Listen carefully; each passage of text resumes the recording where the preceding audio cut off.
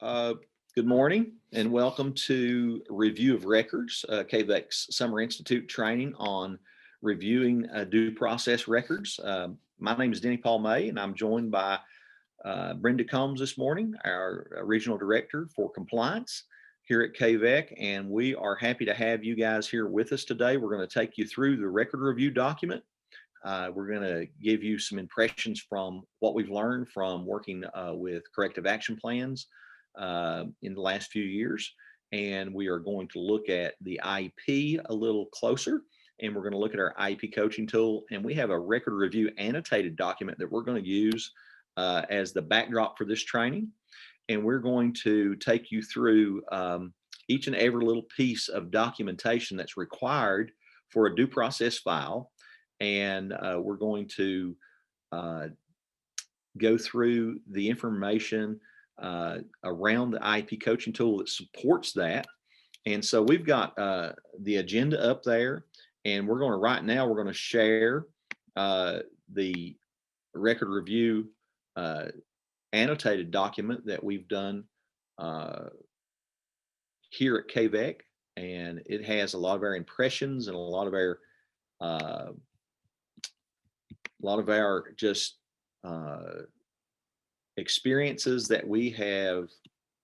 And so if you guys are ready to rock and roll, do you care to use your reaction button to give me a thumbs up, and so that everybody's on the same page? And this is a virtual training and we are recording today, and thank you for that, Jennifer. I see the thumbs up there, and you can use your reaction button to let us know that you're with us. But the first thing that we do when we look at a record review is we try to get all the demographic information correct, to make sure that the SSID number checks out, and that we're in fact reviewing the person that we are putting on the form, and that the form matches the record. And so very, very important when we're involved in corrective action plans, but it's also important so that we have a line of communication open and everybody knows who's being reviewed and what's being reviewed. So there, you just put your name at the top there, and we're going to kind of look at this as a work session. Hopefully you were able to bring a folder with you. In the email, it said if you had a folder from your caseload, that would help, kind of direct us, and you could look through as we look at the particular forms. It will help keep you grounded and guided through the information that we're going to share with you today. And so, Brenda, you want to talk to them just a little bit about what we do here, and just kind of go through this first page with them and let them know what it is that we do when we're reviewing a file. I sure will. When you're looking at this page, you need to make sure that you put the reviewer's name, which is you, on that very first line. In the past, it was switched. It had student up there, so sometimes I get confused and I have to mark it out. But the reviewer's name goes first, and then put today's date. And what you want to do is you want to pull out the current IEP and the ARC conference summary and the ARC notice. Those are three pieces of information that you're going to have for this. And not only the current IEP, but you will have to have the date from the previous IEP just to look at for timeline purposes. Then, of course, we need to put the student's name. And don't put nicknames, put the name that is on the child's birth certificate. And in parentheses, you can put a nickname if you want to, because sometimes you do happen to put in the IEP and you use the nickname. But as long as you specify that, they'll understand that. Be sure you put the student's date of birth, because we do, for those that are 14 and over, we do have to check and make sure that you have transition included in your IEP. And of course, the grade that the child is in. Then when you're looking at your race and ethnicity, we need to make sure that we have that correct, and make sure that if sometimes I see that we have two or more races, and I don't know if it could be an issue with the attendance clerk at the front, because whatever the parents put on the enrollment, that is what they have to go by. So we need to make sure that that is the same. Then we need to put our disability, whatever the child's disability is. If it's multiple, make sure you put multiple, and then in parentheses, what are those multiple disabilities out from it. And of course, the school that the child is attending and the school district. The next one is we have some boxes, preschool, students age 3 to 15, and then students that are age 16 and older. So make sure you are writing marking the correct box. If you'll look at preschool child, it says exiting part C. So we just need to make sure that we're looking at those and marking the correct box, because the next box says student age 3 to 15, which can also be a preschool child. The next group of boxes is the meeting, the purpose. What is the purpose of this meeting? Is it an initial referral, eligibility meeting? Is it a 3-year reevaluation meeting, an annual review, or other? And if you notice there, we've put in here, transition could be the other. Sometimes we have a meeting and we forget at age 13 or 15, and we forget the student is turning 14 or 16 in that IEP frame, and we have to call another meeting just for that purpose. So that could be a transition for that. And then if you have any other notes, this is where you want to mark this and write that in there. And a lot of times, Jenny, Paul, and I, we will write in some notes that we see what's going on with your IEP conference summary or notice. We'll put that there just for that. But then we also have the Post-it notes that we put in on the document. So that is the front page in a nutshell. Do you have any questions about that page? Okay, thank you. All right. So, one of the things that we wanted you to think about, sometimes we'll review a file, we'll pull up the IEP, and maybe the disability is not populating because of Infinite Campus, because there might be a button that we forgot to push, or something that we didn't correctly enter the data into the information base. So if we find that, we always try to key your directors in on that. And that's something that needs to be cleared up before child count, because if that disability is not populating, more than likely that child's not going to count on child count. So we really need to be aware of that. And all the data, all the information that we're looking at in a current review means simply that, current. We're going to look at your last notice. That's going to be a big piece of it. We're going to look at your membership from that last notice. We're going to look at the IEP and the makeup of that IEP, and what that's the bulk of the review. And then we'll look at any other things, like transition could be a piece of that, or we could look at a reevaluation or an initial evaluation, and we look at the things the pieces that go in with that, whether you've captured RTI the correct way and those types of things. So, as far as the big rocks and our targets today, we really want you just to come away with a baseline. We talk about in present level setting a baseline and meeting students where they are. We just want to kind of set a baseline with all of our districts across the region that really says this is, these are the things that we are looking for. These are the things that the State Department's looking for when we're talking about a compliant document or compliant folder. And we're shooting for compliance. We're also shooting for as we move through this today, we may throw in some instructional pieces and kind of demonstrate some of the things that we believe in here at KVEC, or demonstrate good teaching. And Brenda and I talk about this all the time, along with Dion Bates, who is our instructional side director, and Brenda does the compliance side directing. And we're very fortunate to have two people that really can key in on those two very important pieces. And we're always talking about striking a balance, Brenda, and really working toward not having those things be separate, but being able to put them in their proper category, in their proper perspective or proper place, if you will, and to have a nice balance for our teachers. Now, we realize as teachers, you have huge jobs. We talk about all the time the workload, the learning curve that's out there in terms of understanding documentation, understanding eligibility, understanding all those things. So we're going to touch on some of those things today.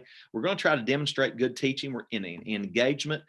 We've got a smaller group today, but that's okay. That gives us an opportunity to really work intensely with you.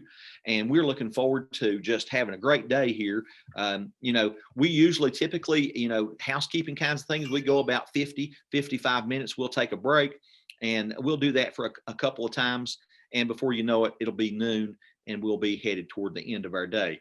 But we really appreciate you taking a time out of your summer to be with us, and we're going to get on into it. And so Brenda and I have worked together for many, many years. She's been a great support for me. I served as a director at Pikeville Independent. She served as a director before that at Breathitt County, and she came here as due process consultant. And while she was doing that, she really held my hand through a lot of tough times. And I really appreciate all that she brings to the table. And so we're going to bounce back and forth today. She's going to talk to you a little bit. I'm going to talk to you a little bit. And if you have questions, please use your reaction button. You can hold your hand up. You can stop us if we get to going too fast. I've had quite a bit of coffee and driven about 90 miles, 20 of which were not necessary this morning. I ran off and left my computer, and so I had to run back to the house and get that. But we're all here. It's good, and we're happy to be here today. And so we're going to get on into it. And so here we go. With confidentiality of information, there is a form. And the note says individuals included in the district's list of employees with legitimate educational interest under the Family Education Rights and Privacy Act, or FERPA, are not required to sign the record of access. Now, what we say is, as a point of the way we do things, Brenda's taught me this, we give you a break on this. If you don't have that form in there, we'll find it for you. We'll put it in there, and we'll make sure that there's a record of access. But you should have, once you have that new folder, if you've got a new referral, you should be thinking about putting that record of access in there to give people from the outside, like us, who are not employees of your district, and on that list of employees of folks that are able to make legitimate educational or having a legitimate educational interest in this student, that if we're not on there, we can sign in properly and look at the files. So what we say is, if you have that document, or if you have one of those nice folders that sometimes we purchase, it has it right on the front where you sign in and you tell the purpose and what you're doing with that and who you work for and that kind of thing, and you date it, the day's date and that kind of thing. So if you're looking at the record review, you're just looking for that record of access either on the front of that pink folder or that yellow folder or blue folder, whatever color your district has.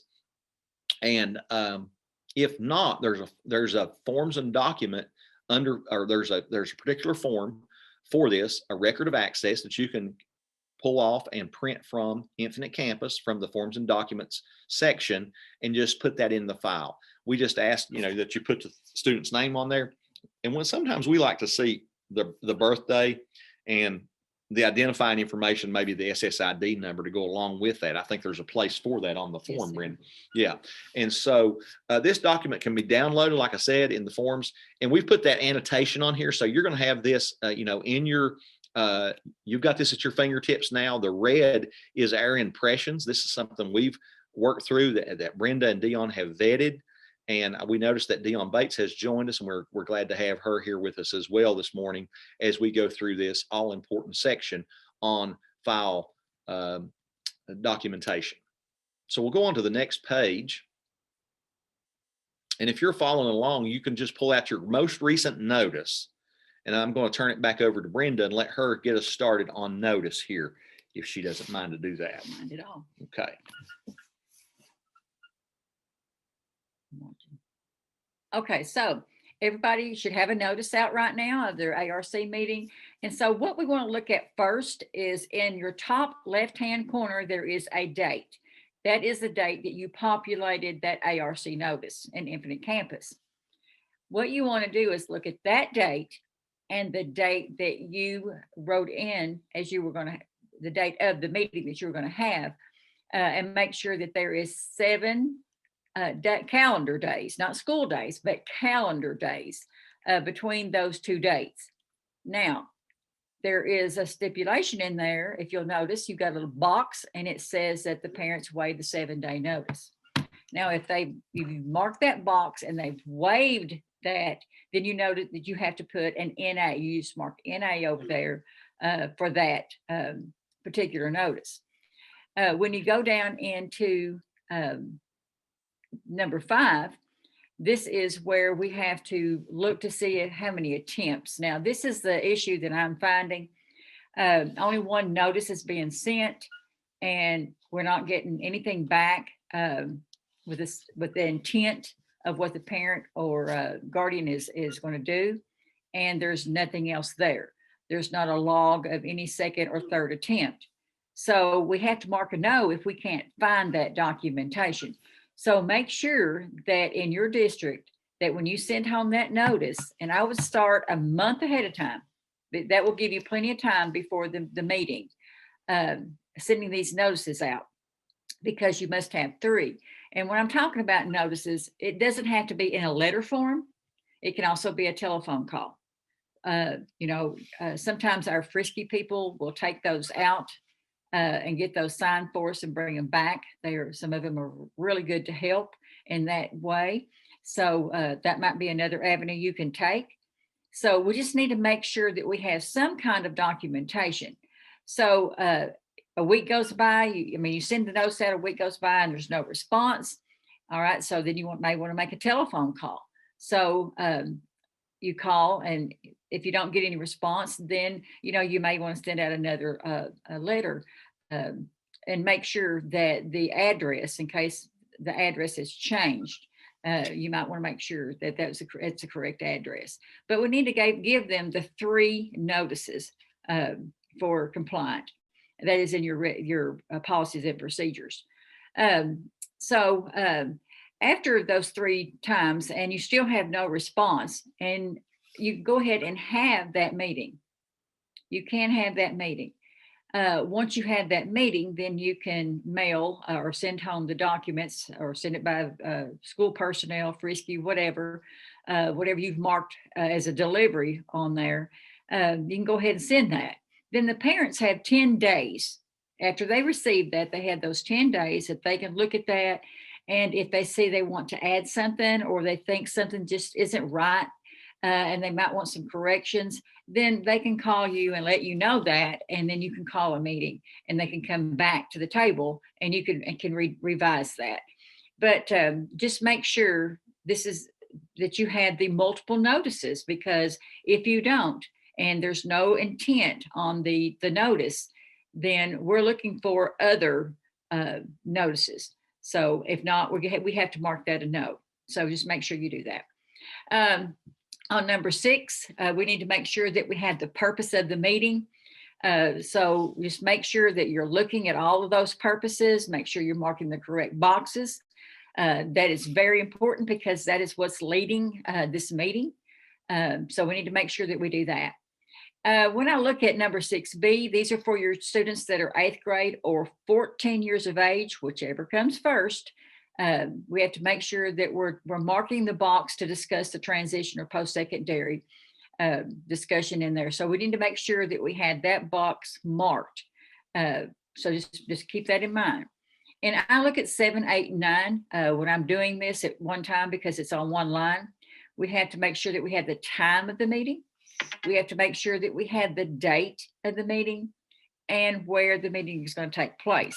So we need to just look at that across the board, and then you can go ahead and mark those, and you won't have to do those individually, look up and back, So anyway, it just saves a little time.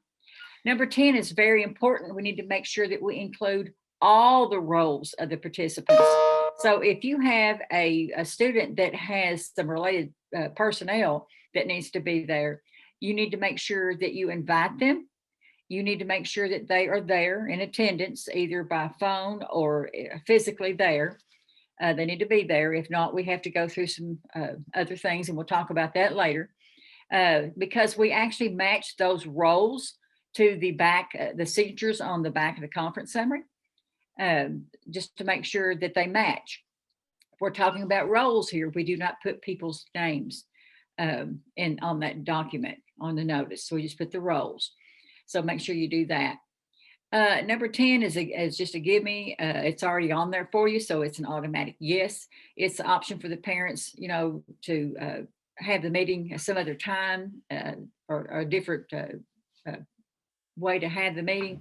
So if you have alternative meeting time dates, then they can do that, and they can write that on that form and send that back by the student, or mail it back, however they need to do that. When you're looking at number 12, this is another gimme. It's going to be a yes. It's already on the form. This is stating that the parents can invite people with knowledge or expertise of special ed. So they can do that and come to the meeting.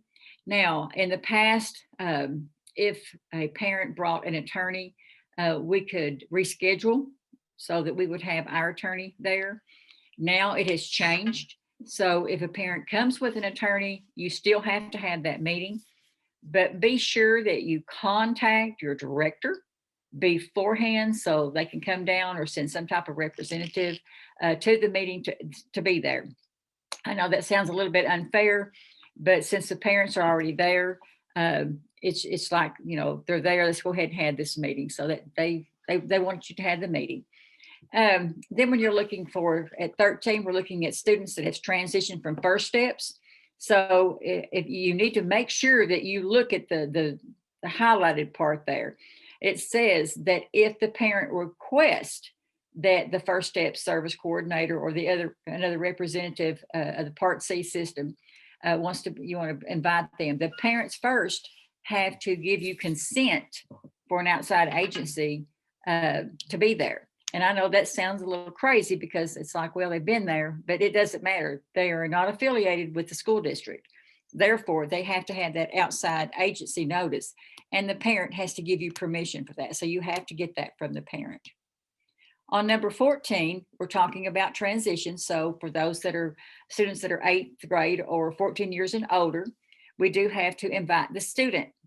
Now, we always talk about this, Paul and I. Sometimes that student's going to turn 14 in that 13-year-old IEP. So it's easier to go ahead and have that meeting than to have 2 meetings that year. So go ahead and have that meeting. And then the same thing with your 15-year-olds. They could turn 16 during that IEP time. And we'll go ahead and just do their post-secondary goals and all those things. And we won't have to have another meeting. So that's what we're looking at in number 14. Now, if we're inviting, let's see here. Yes, just make sure that you do that when they're 14 or 8th grade, whichever comes first. Now, one of the things that you may or may not notice about this form that I probably should have talked about at the very beginning is sometimes they'll have hot links on there. They'll have things that 707, it says ARC membership up the top, 707 KAR. That takes you to the Kentucky Administrative Regulations. That's our Kentucky law around these regulations. A lot of this information comes directly from those regulations. And so Brenda and I talk about this a lot. We were calibrated by the State Department on this very document last fall. And one of the things that we talked a lot about in that training with KDE folk was, the difference between minimal compliance or a floor of compliance. I shouldn't say minimal, but a floor of compliance as opposed to a ceiling of compliance. And we feel like that it's good to make a distinction between those. We know that sometimes we can have all the pieces in there and be compliant, but it not really make a big difference on the outcomes for students. And so we really want to think about going above and beyond the floor of compliance and really we try to train and we try to review your records in such a way that, yes, we answer the questions if you have the compliant pieces in there as a yes, but we also give you sticky notes that will extend you to a ceiling of compliance where we're really doing best practice for kids. We're doing best practice for IEP development and best practice for meetings. And we're trying to take into consideration lots of variables, including things like litigation that we may be faced with, or what the concerns of our particular district are in terms of the initiatives that we set forth for students with disabilities.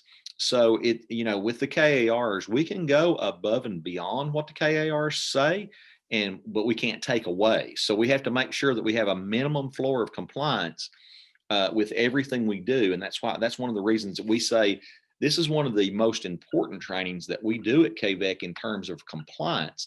And we urge everyone to be trained in this, periodically. And sometimes we'll say even let's do it once a year, because there's some updates, there's some changes, there's impressions from CAPS and things that go into, our understanding of what it is that we're trying to do for students with disabilities. So they'll put some things in bold And when you see things in bold, that kind of keys you into either it being a federal indicator that we have to report on every year to Kentucky, and then Kentucky has to report on to the feds. And also then the bold items are items to look for. We look at the notice of admission and release committee and the conference summary report here to do what Brenda said about signatures. We're inviting roles, and we're looking to see, did the parent attend here on 15? So in our annotation, we have the parent signs the signature page. It's an automatic yes. And if they fail to do so, then there are several things that we have to do in order to get a yes on this page, okay, or on this item, I should say. But it's a full page really of things that you have to do. So the parents were provided with a written notification of the meeting. Now that is why it's so important that we say, when you send that notice, hopefully you can get that notice back and it'll have a signature on it. So we have documentation that they received a written notification of the meeting. That's when we talk about written notification of the meeting, it is that ARC notice. And then parents were provided with notification of the meeting through multiple means. If we didn't have any success in getting the signature signed on a particular form of ARC notice, did we use those other things in regulation, like telephone calls, we go to the place of their home, maybe a home visit, or we might even visit where they work to get the word to them, or we may send a message to them somehow, as long as it's secure, a text or whatever it might be. We would then document that the parents were provided notification of through multiple means. And in order to get them to the table or get them to participate, the regulation says we need to exhaust all those avenues. And so then the parents were offered alternative meeting time and location. Now your ARC notice, if you'll look at that, there is a place on the form where they can say, hey, we'd like to have this at a different time. So you're offering an alternative time, or we'd like to have this in a different location. Alternative location. Maybe they want you to come to their place of business. Maybe they've got an office where they can have some privacy. Maybe it'll save them some time. So we have to offer them all of these amenities, I guess, if you will. We have to offer all of these different ways of getting parent participation. And so in order to get a yes, we've got to exhaust all of these things.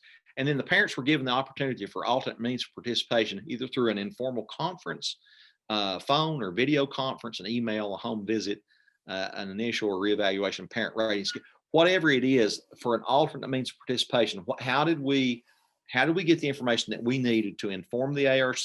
How did we get their participation? And, a big part of FAPE, and we talk about this all the time, Brenda, we learned this from the Andrew case.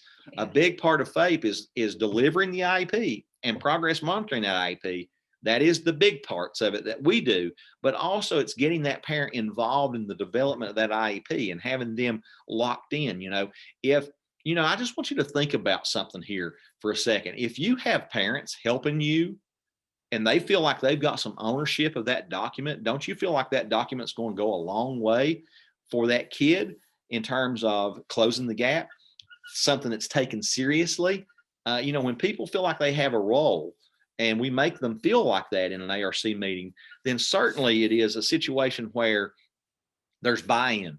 And, it's hard for me if Brenda is working on a training and she does it all by herself, and then she asked me to look at it, I may bring up some things, but if we do it together, there's a buy-in there, and we kind of have that understanding with one another of what what the intent of the document is. So the parent's going to understand the intent of the document, and it's also hard to argue with, and so it may cut down on some of your complaints and some of your, your issues that you have to deal with on a daily basis. The more participation, the more you can get them in attendance, the more that you can include them in the development of the IEP, the better off we're going to be. And then that last bullet says the parents were sent a copy of the IEP and conference summary report.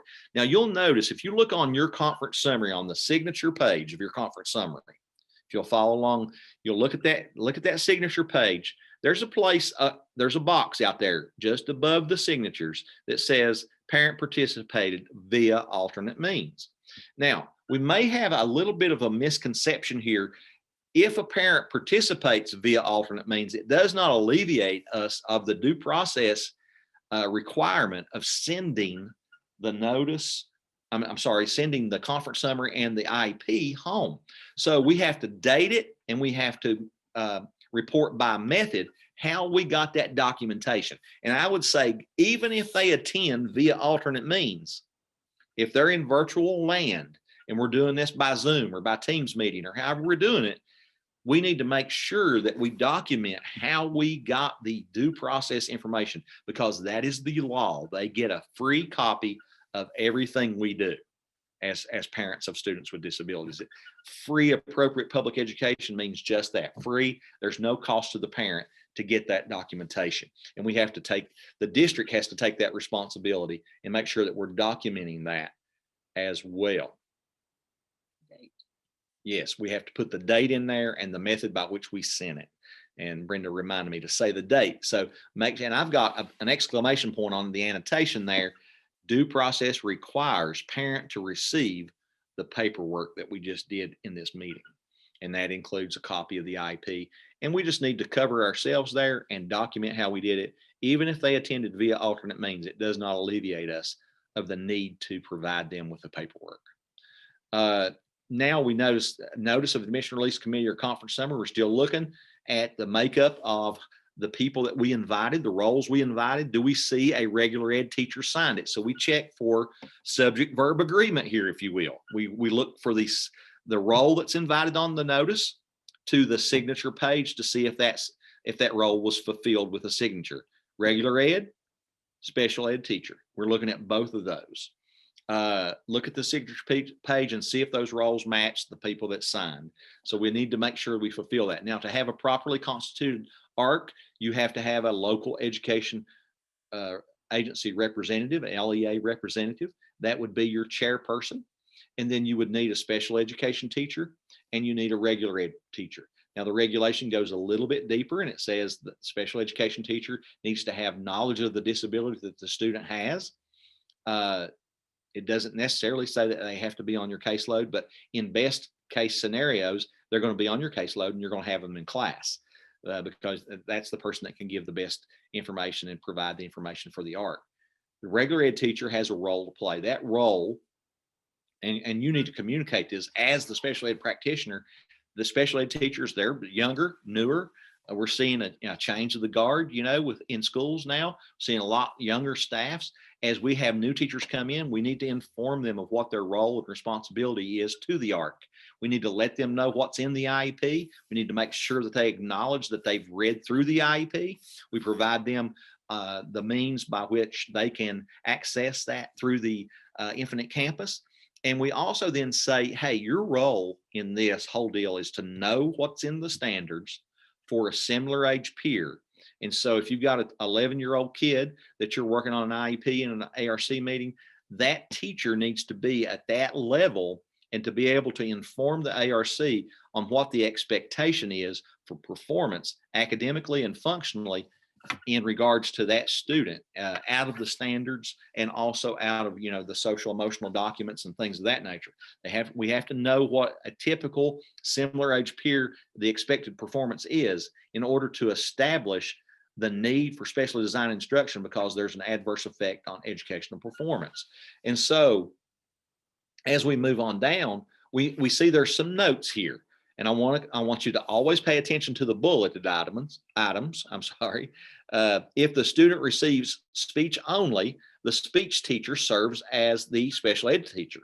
So they would sign in the special ed slot there. Okay, so you would still have those three key people along with that fourth key person, the parent, your LEA rep, your special ed teacher would then, it would turn into a kind of a dual role there, if so to speak. And then you would have your regular ed teacher and you would have then your parent that you would invite. The preschool teacher, the second note, may serve as regular and special. They would serve as a dual role. I said that the wrong way there a minute ago. The preschool teacher would serve as both the regular and special if they have the IECE certification. And when they sign that notice, or when they sign that conference summary, they need to signify at the end, they need to put their name, and then they need to put comma, IECE certified, so that we know after their signature that they're playing both roles there, and they're not looking around to say, hey, we got a non-compliance here because you didn't have a special ed teacher in the room. If they're IECE certified, they can do both. 18 is a representative of the school district qualified to provide or supervise the provision of specially designed instruction, knowledgeable of the curriculum and district resources. This person is the person that has the authority, has the knowledge, they know the curriculum, they have the knowledge of how much we've got in the budget, what can we spend if the needs arise. And that's one of the things we tell people, teachers and ARC chairpersons, we caution you to not discuss money because it's a free, appropriate public education that we're providing. But the district rep has to have in the back of their mind, they have to know the resources, and they have to be able, they can't commit resources that you don't have. So we have to be on the same page with that. So we have to have a rep in there from the local education agency, and that's a chairperson in order to do that correctly. 19 talks about an individual who can interpret implications of the evaluation results. And this says it may be a member of any of those 16, 17, 18.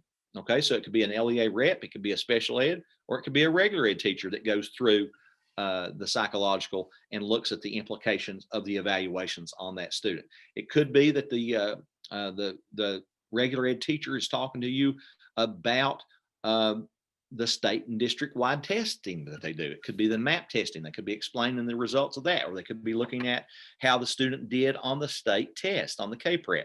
So there's lots of things that can be explained there, 16 through 18. Now you would mark this NA in most, if you're doing only an annual review, it would be an NA here. Okay, so if you're reviewing your file, if the purpose is not to review results, then you would mark it an NA. Okay, I'm going to say that again. If it's just an annual review, or if it's like if you have a meeting that does not have any results of any evaluations being reviewed, then you can mark NA there, and you don't have to have that stipulation as a role in your documentation. Related service personnel as appropriate. Well, I got an NA out there. Lots of times that'll be NA. We'll have lots of kids that don't have speech, OT, PT. They don't have orientation mobility services. They don't have, those things. But sometimes they do. And if they do, those persons need to be invited, and those roles need to be fulfilled or excused. And we'll talk about excusals here in just a second. For children who are in the 8th grade or 14 or older, the child is involved in the ARC process relative to transition planning. Now we say start that at 13. At 13, we have to have a multi-year course of study. We have to have an ILP in place, and we have to have some of those surveys and some of those assessments that speak to the students' interests and preferences. Now, if they did not attend the meeting, we have to have some documentation that supports that we talked to them about their interests and preferences, and that went into developing that multi-year course of study, and that went into the overall development of the IEP to support what those students, what direction they're headed in.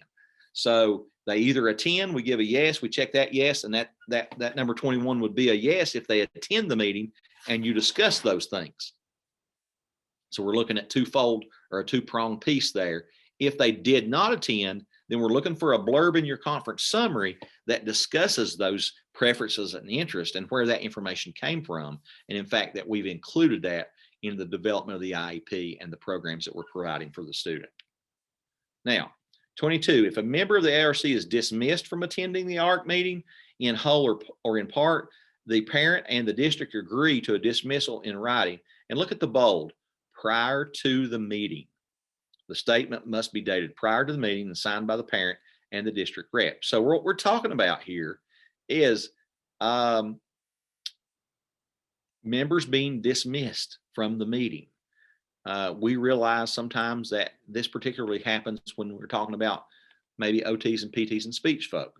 And so sometimes, they'll have something come up and they'll say, hey, can we send our information? And the second part of this requires them to send their information ahead. And you're supposed to have that sent out to the parent so that they can consider all that and be ready for the meeting. And so we need, this excusal is a form in Infinite Campus, and it needs to be taken care of and dated prior to the meeting. And so we need to have the chairperson in on that, and we need to have the parent's signature allowing us to do that, that the ARC has agreed that someone else is going to cover that information, or we're going to send that information ahead of time. It's going to be considered, and then we're going to cover it in the meeting and take care of it. Brenda, do you have anything to add to that?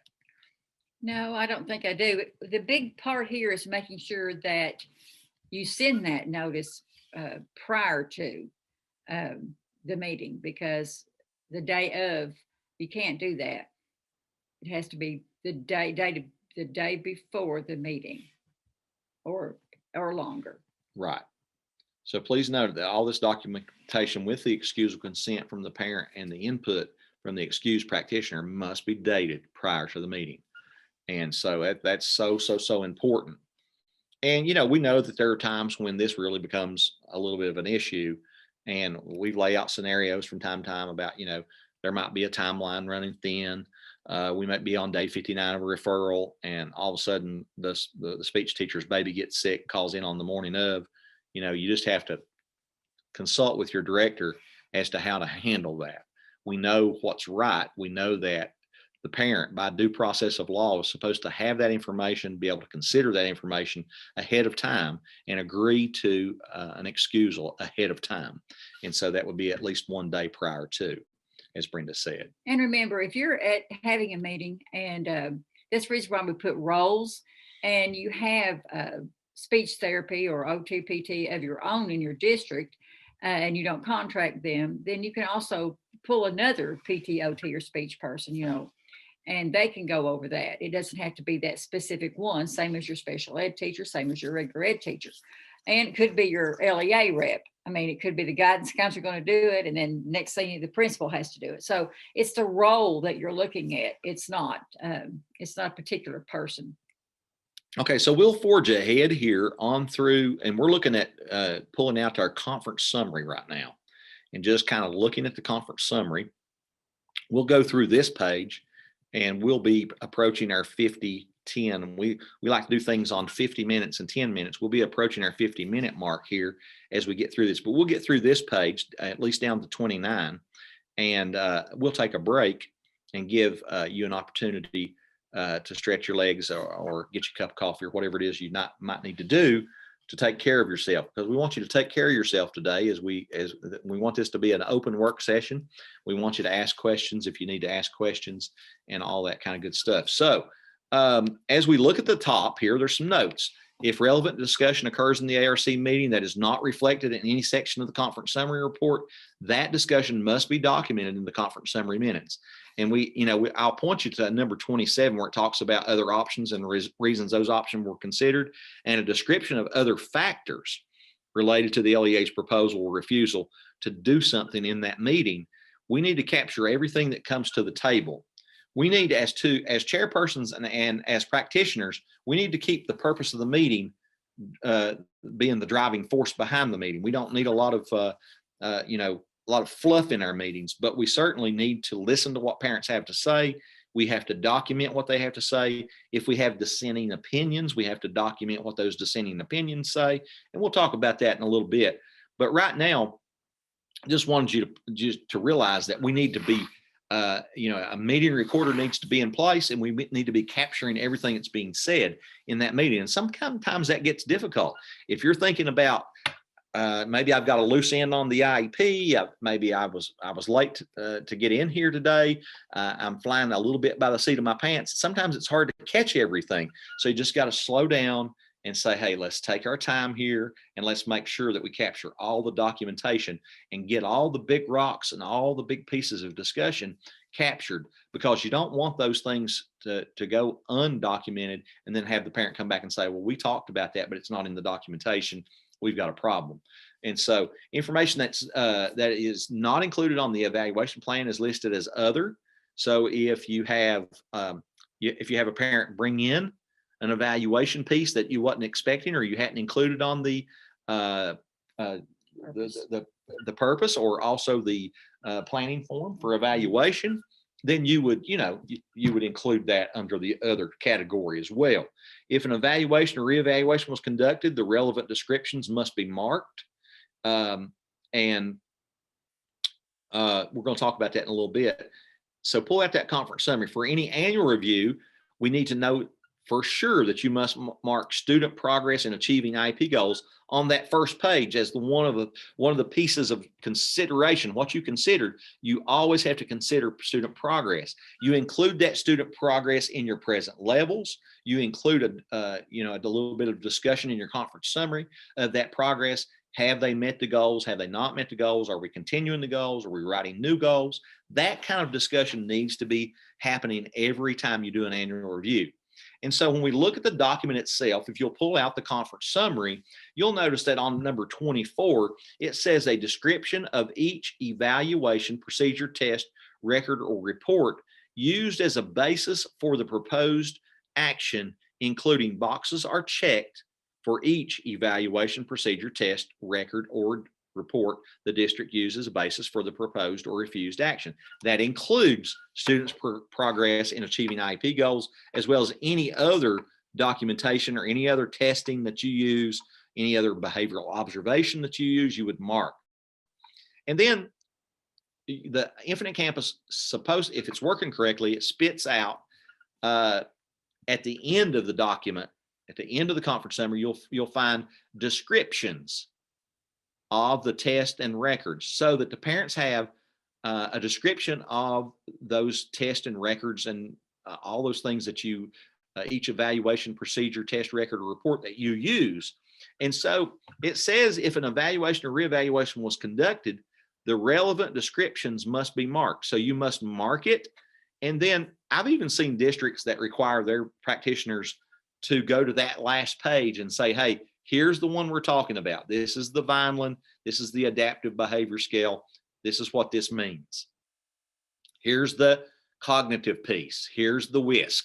Here's what we mean with this. Here's the achievement test. Here's what we mean with this. So as you look through that page, you'll have those things. Here's the behavioral observations. This is what we do when we do behavioral observations. And we feel like it's very important to do that with parents that may have, that may be new to the ARC process as first time meeting participants, or they may, just need that explanation of what you're doing at this particular time, because they don't live in the world that we live in. They may not be educators. Now, sometimes we have educators that have students with disability. Their children are students with disabilities.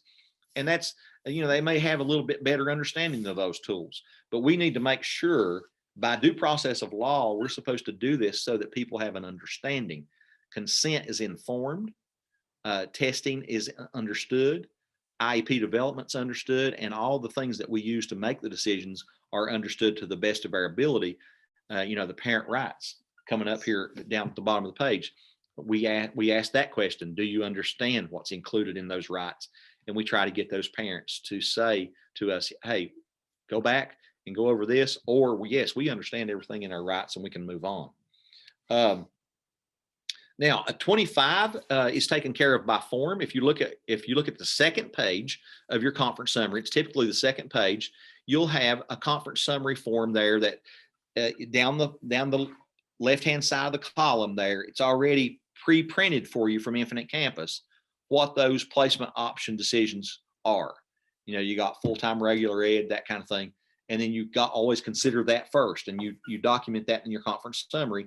And then you start thinking about a description or an explanation of why you restrict that environment, why you would move down that continuum of placement options that are available to you there. You have a description of the actions proposed or refused. So the form takes care of it, and we say that's an automatic yes. But then when you get to 26, and we review files all the time where we kind of fall off the page, we don't want you to rehash that the student has a disability. We want you to think about your special design instruction. We want you to think about what's needed for that student and why it is we're further moving down that continuum of placement options. Why are we further restricting that environment? Even with the use of supplementary aids and services, we have to say some reasons. And Brenda, if you don't care, because I've been talking a lot, why don't you tell them some of those reasons and examples that would work with that? All right, so some of those examples, in the regular education classroom, instruction, the pace of the instruction may be a little bit too fast for those students. So, that pacing is one of the answers there that you could put in there. Now, sometimes they need more intense instruction. They may get the instruction in that class, but they need more intense instruction. So that could be another reason why you have to pull them and have part-time regular ed, part-time special ed. That's an issue.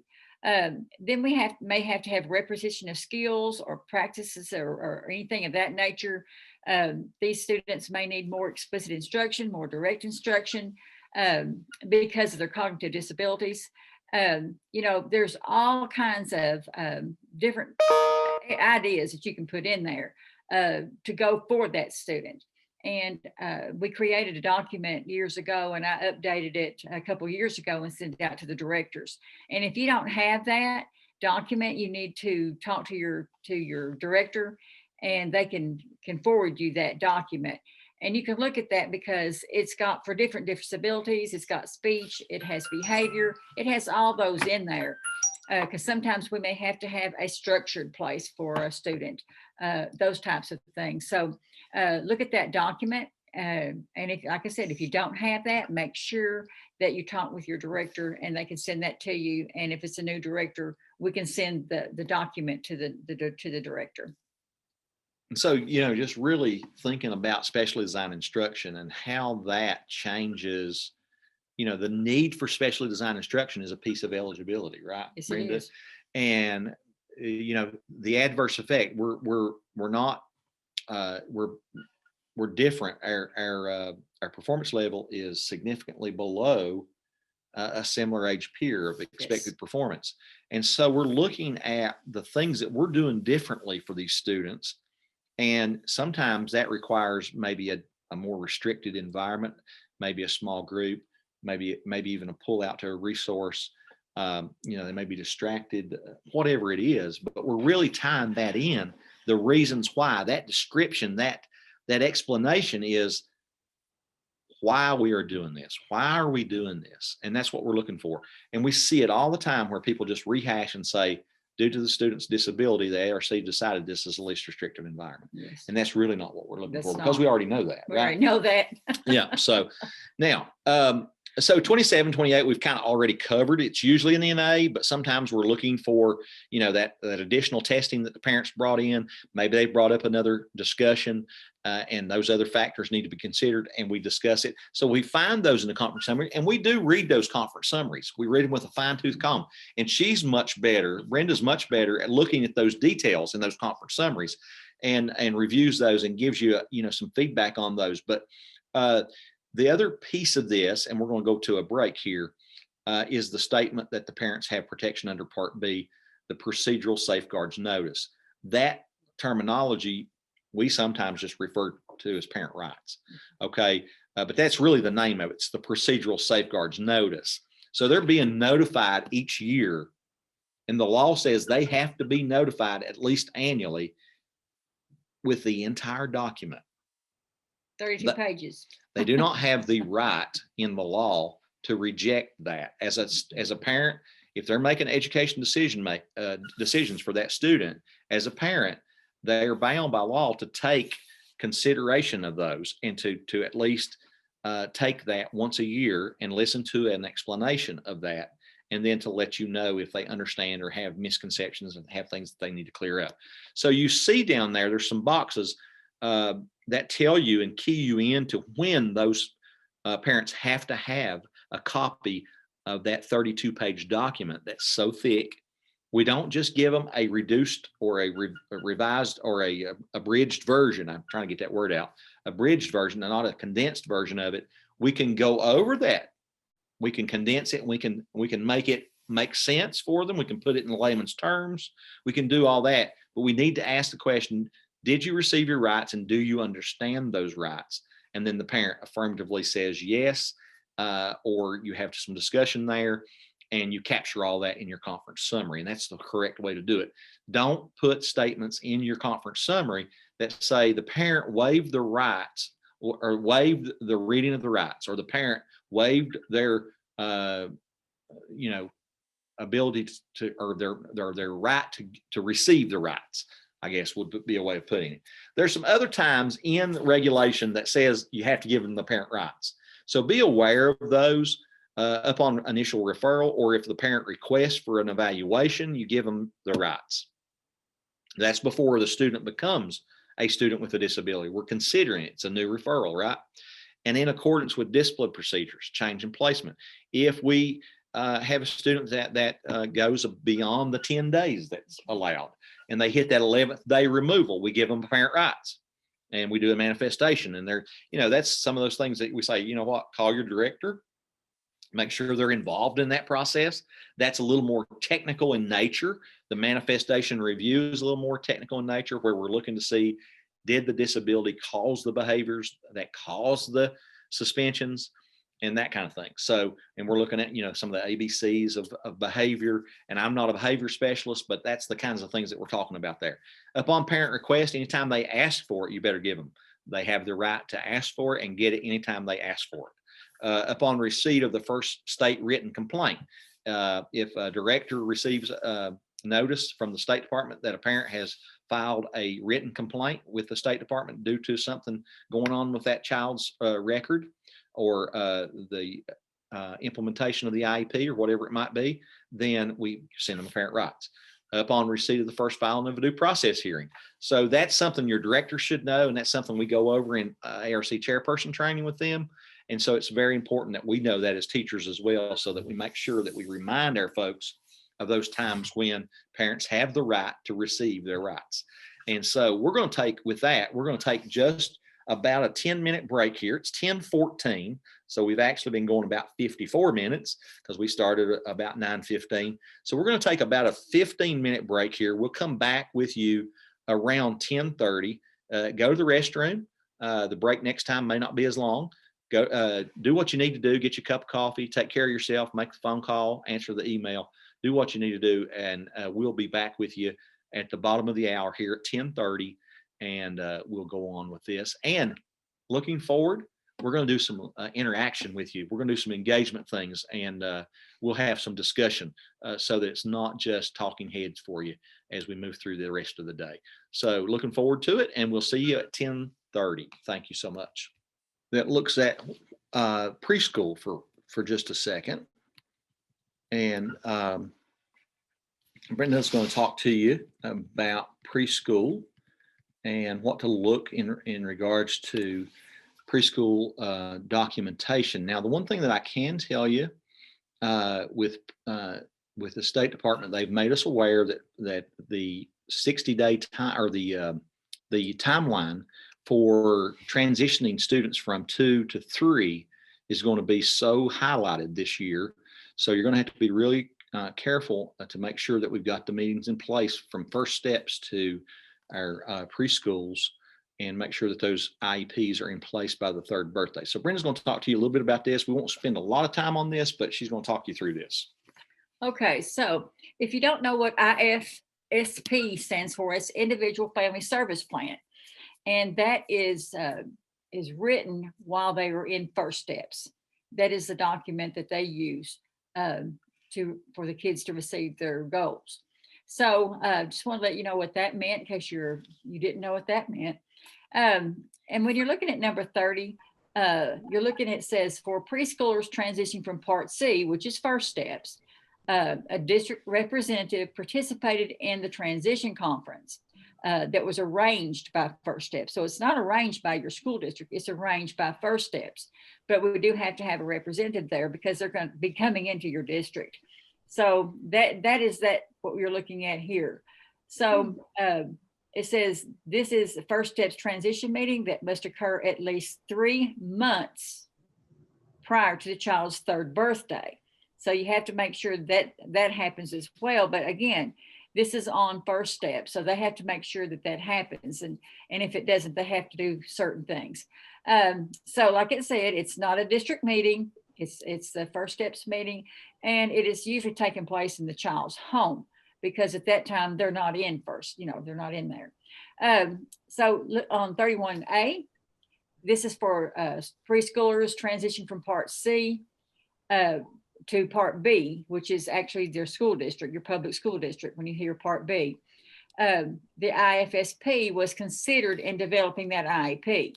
So they have to consider that, and they have to document that in that conference summary, because this is where you're getting your assessments. This is what your quote RTI stuff is, because this is where you're getting that data. So it has to be considered and has to be discussed in that conference summary. On 31B, these are for students, for children that are exiting Part C. You have to have that documentation that shows that it was, the IEP was developed and implemented by the child's 3rd birthday. So you have to put the child's birth date down. And then you also have to write down the date that you developed that IEP, and the date that the first steps made the referral, and of course the date that your district accepted that. And then it has some reasons in case it went over the timelines. You have to mark what reason it is.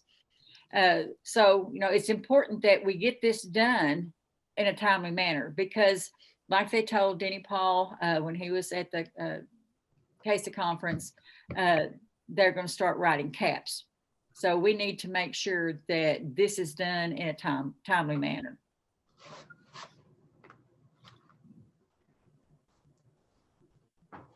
Okay, we'll do another transition here. And at this point, we're going to start talking about the IEP. And one of the first things that we notice is that the Iep Guidance Document is hot linked for you, I guess is the best way to say that. And so that keys us into, there's probably some good information in that document that will speak to the development of the IEP, and will get us on the right page in terms of what we're looking for there.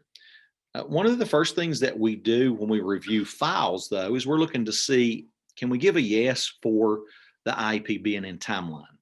And so we look at the last 2 IEPs. We look at the current one, the one that's in effect right now as we're reviewing, and we look at the previous IEP, and we compare those dates, and we make sure there's no gap in the services, because you have to have one in place and you have to review that thing annually. So there's a timeline issue within the calendar year to determine whether the annual goals for the student are being achieved, and revises the IEP as appropriate.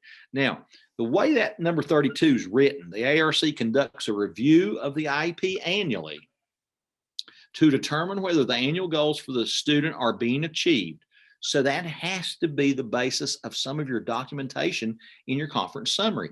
You have to talk about, did the student make progress on the annual goals? That's the purpose of the annual review. And it says it right there in black and white. And then the other part of that is, if those things are not being achieved, then we have to revise the IEP as appropriate, okay? So it gives us an opportunity, it opens the door to revision. Now, I would also say that we see a big push from the feds on down through the state, through OSIL and through our co-ops into the districts and out through the schools, that we're talking about results-driven accountability. RDA, you see that acronym floating around everywhere. And so part of free appropriate public education is just that we are making sure that the goals are being achieved, that we're progress monitoring, and that we have a place in system in place that if we go for a while, we make changes to the program. If the student's not making progress, or the student's making too much progress, and we're looking at our progress data and we're looking at our trend data in our graphs, that we have a system in place where we can come back together really for a few minutes and really consider what changes do we need to make. That works really well for behavior, but it also is supposed to be in place for academics and functional performance. And so look at 32 again. I want you to really consider it. The ARC conducts a review of the IEP annually to do what? to review whether or not the achievement is being met, whether the annual goals are being achieved, and whether we have a revision if they're not being achieved, or if they need to be changed, if the goals need to be changed and we need to put new goals in place. We also are looking at 32 as a way of saying, hey, are those 2 IEPs in timeline? Okay, so I promised you a little bit of an interactive, engaging activity here. And so what I want you to do right now is I want you to get together, and Jennifer, if you're there, if you can get in here with us as a group here, and we can talk about what it is that we, if you want, what I want you to do as an individual person, I want you to consider what it is that should be in present level. What are the elements of present level? What do we need to see in present level? And just write that down. Let's have a conversation about that. And if once you get that written out, what are the 4 or 5 pieces that have to be in a compliant, have to be in a present level for it to be compliant? Write those things down. And then if you don't care, we'd ask you to give us a thumbs up when you get finished writing. And then you guys will have a conversation with one another about the things that you wrote down. And maybe we can fill in the gaps as we move through. Okay, so let's just take a minute, take about a minute or two to think about the question. Again, I'm going to pose that question again. What are the key elements, the key components of a compliant present level? Write those down. Then we're going to have a discussion with our neighbor, and then maybe we'll reconsider. Maybe we'll learn some things from one another, and we'll rewrite our answer.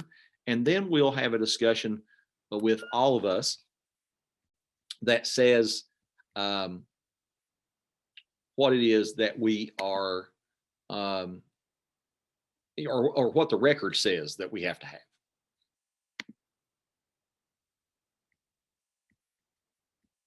Awesome.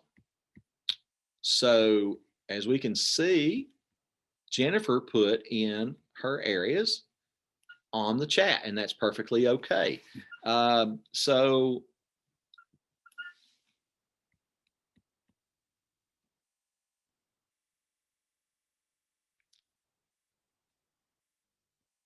do you want to go ahead and put yours in the chat as well when you get your answers formulated? That's fine. Or you can look at what she has and see if you have something different. If you just want to give us a thumbs up and concur with what she says.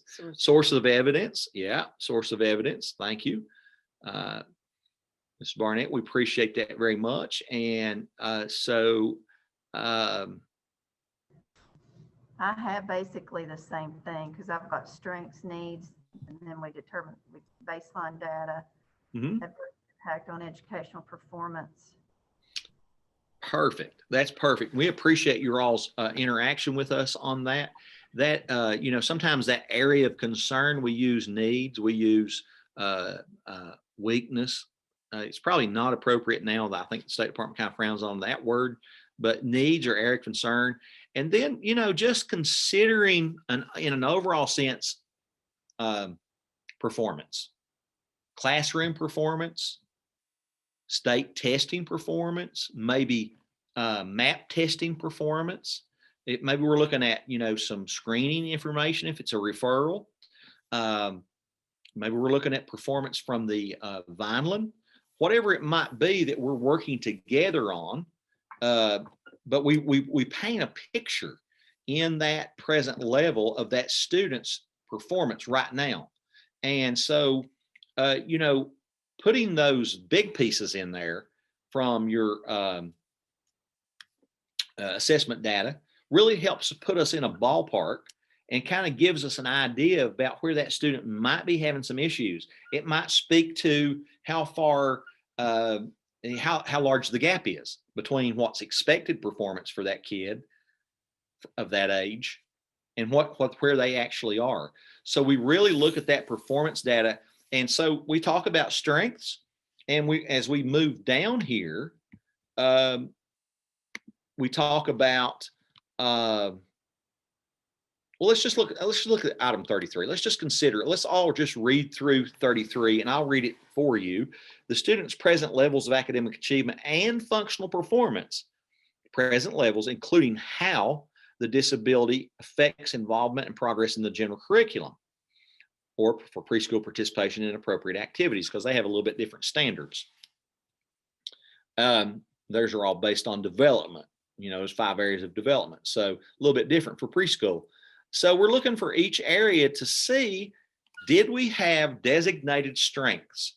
And when we talk about strengths, Brenda, you want to talk a little bit about what we're expecting with strengths? Why do we use strengths in that present level?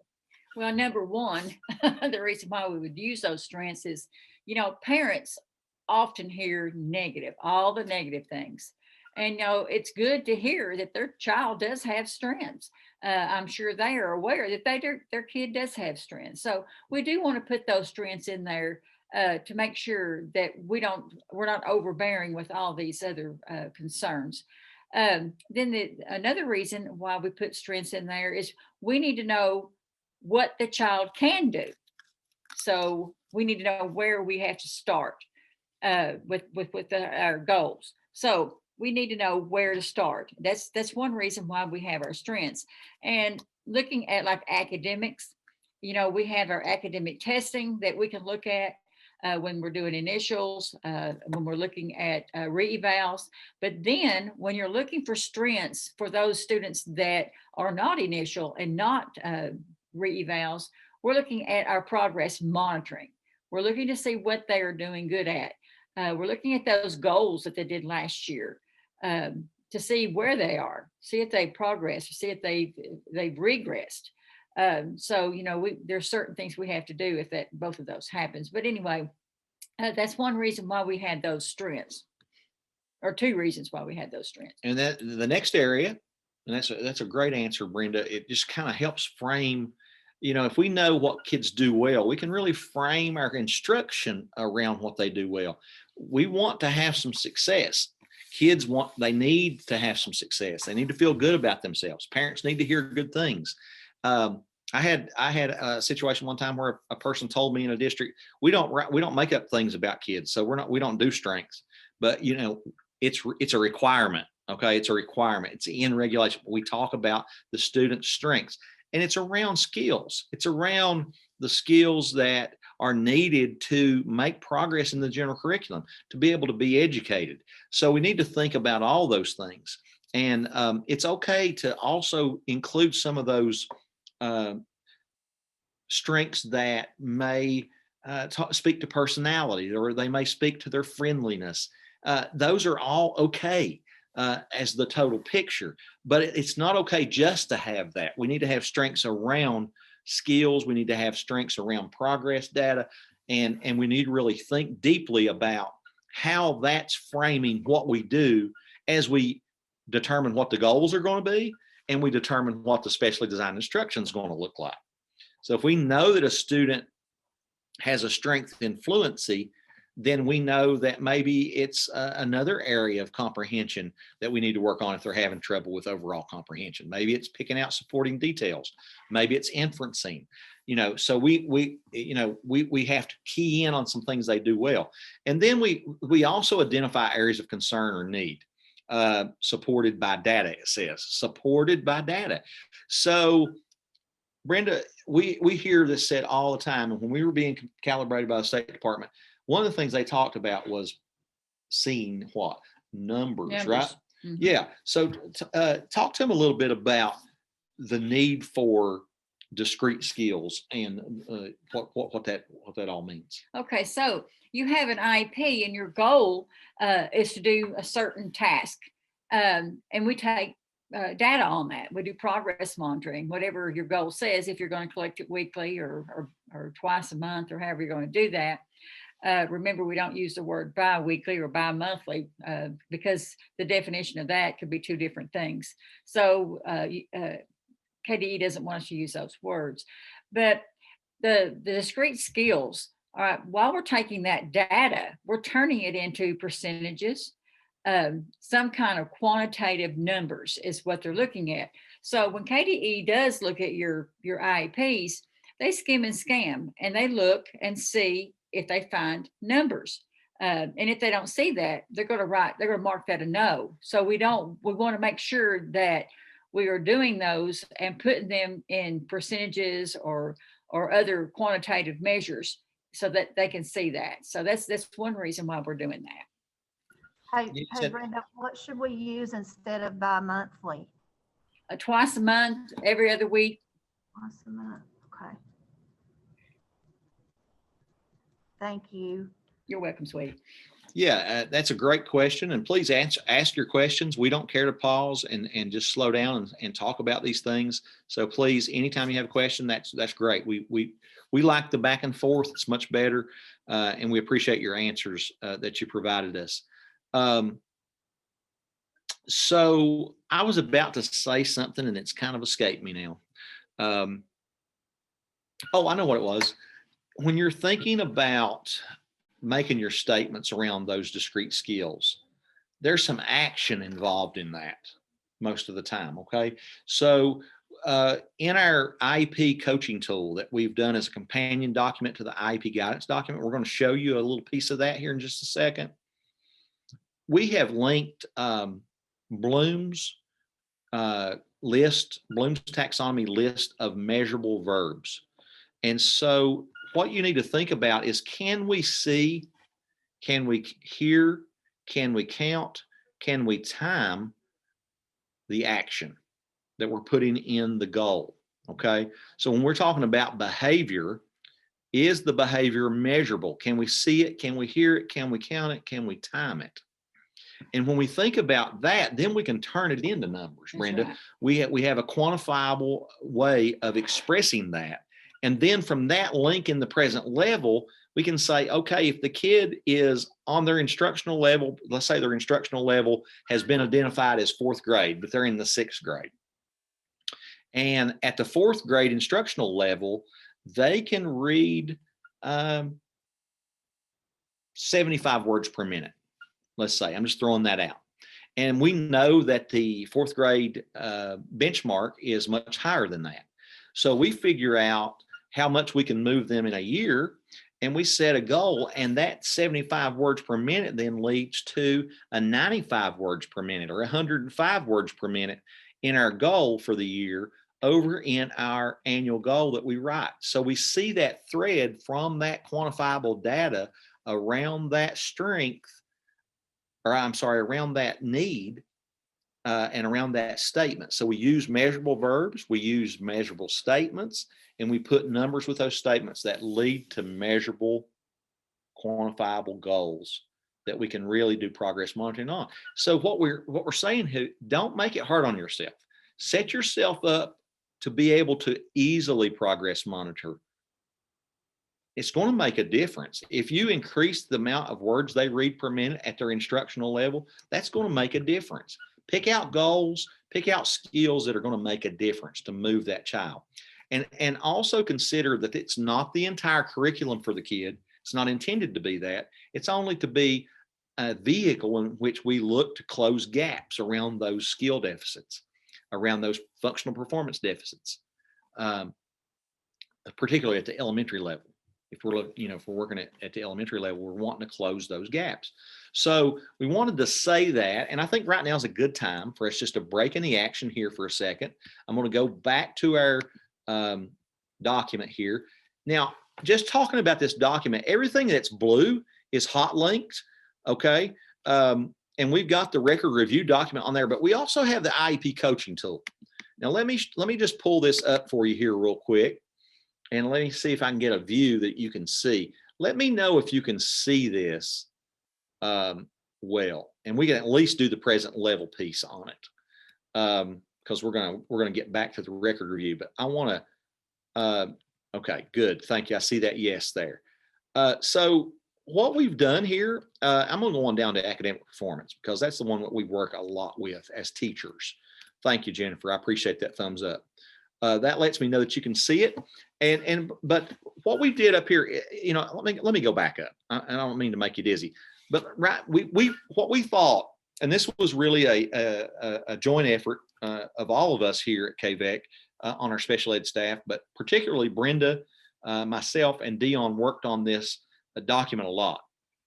And we thought,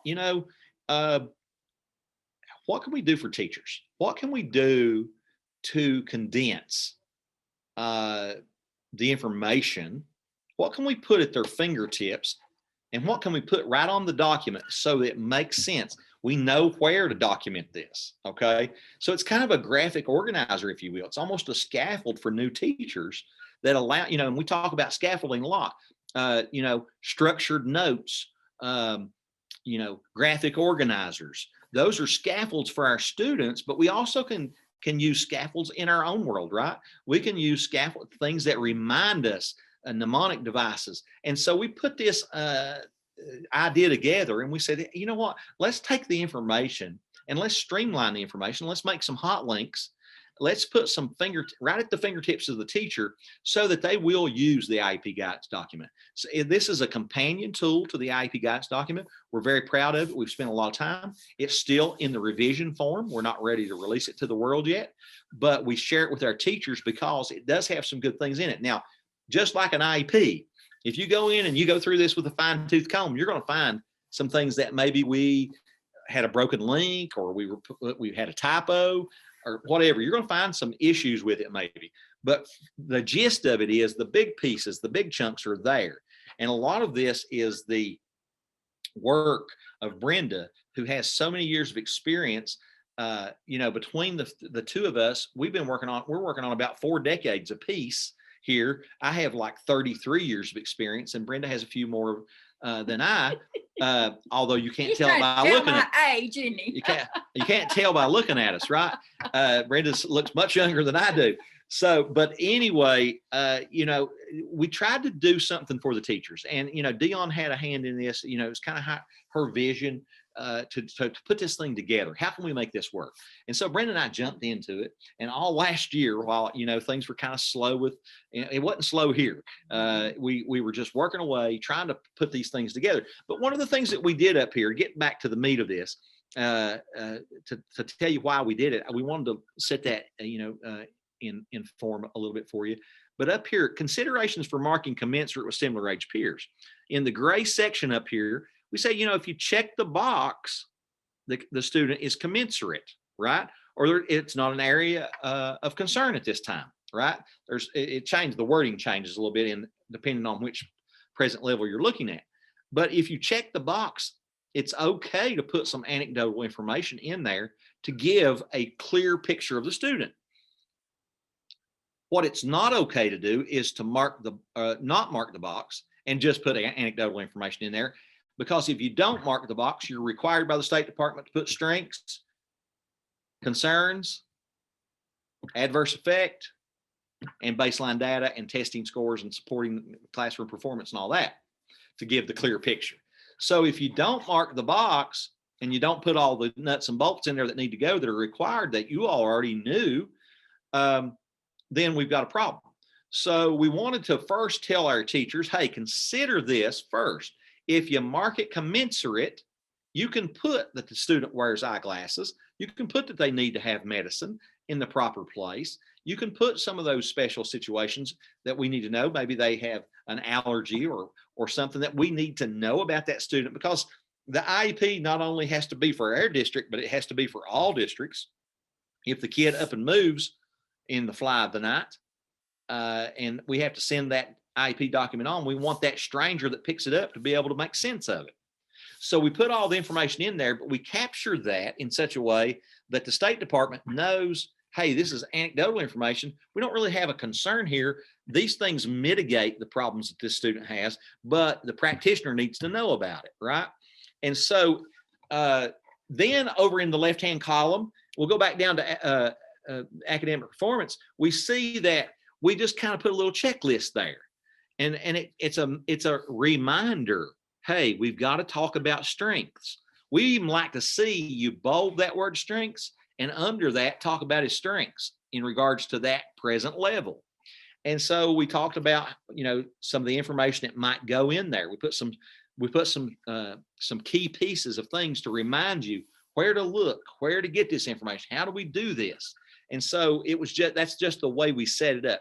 We also talk about adverse effect in there, and we show you how to compare that to similar age performance.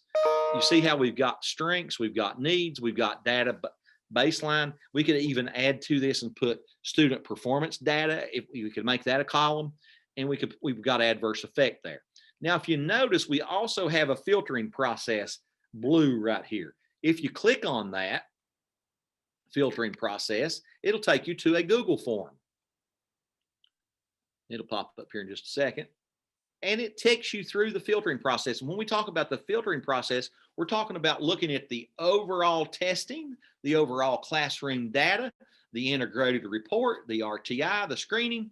And then, Brenda, we're talking about what? Filtering that down to a discrete skill. And so we talk about how do we funnel that down. We look at the review performance. We prioritize the skills for instruction. And we then start thinking about the special design instruction that we're going to provide. And this helps us to establish a baseline.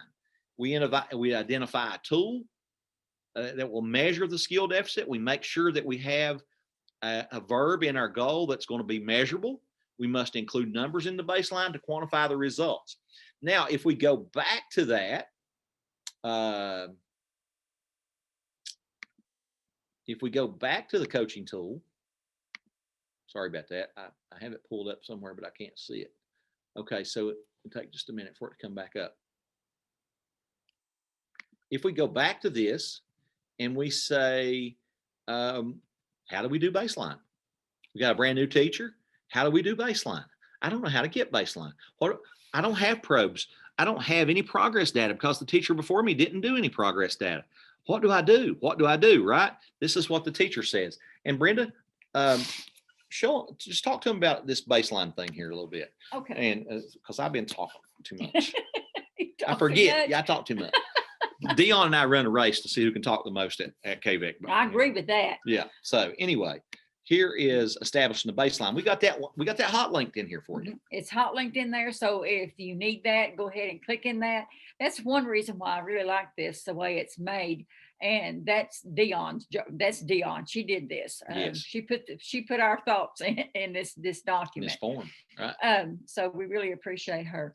But when we're trying to establish a baseline, we're looking at, well, what source are you using? What kind of source are you using there? And then will the data come from the progress model of your previous goals? Or it's going to come from data derived from the new probes that you've already done.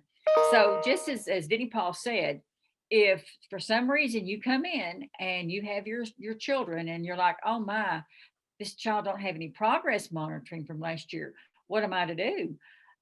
You're going to have to do those probes. You're just going to have to do it and get your baseline data.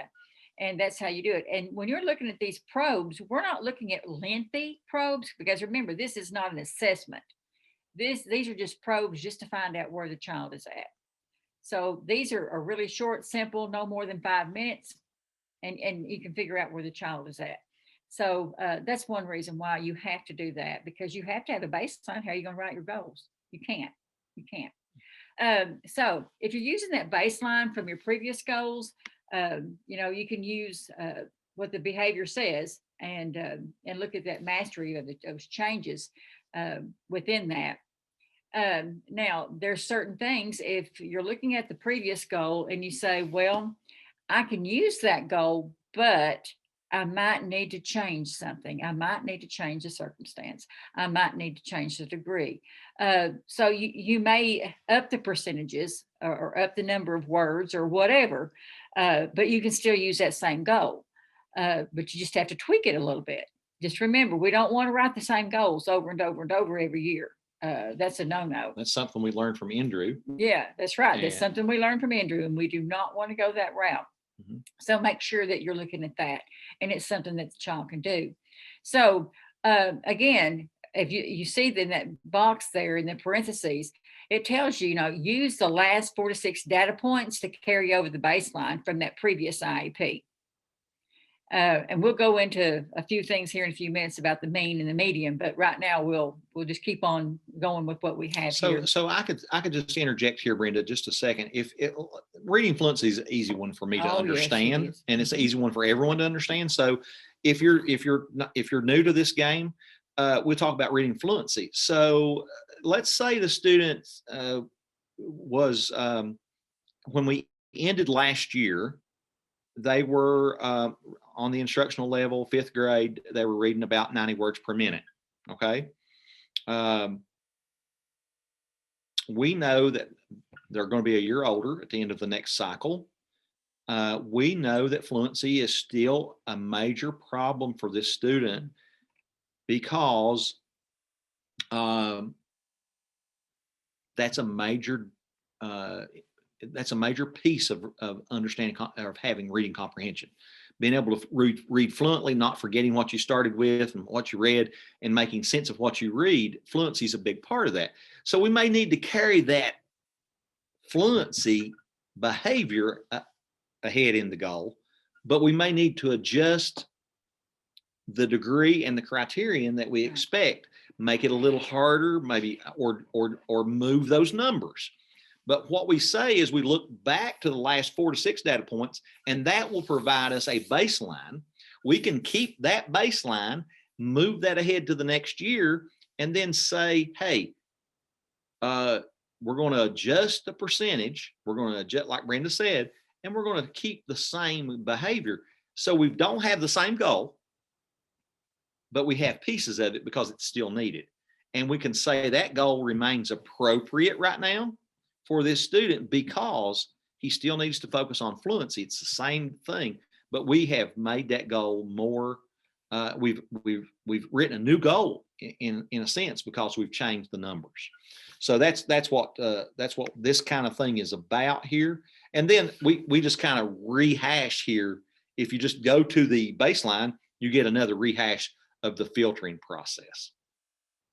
Any questions about that? Anything? Any comments? Anything you want to say about that that would make this better for us? Any way we would could improve on this?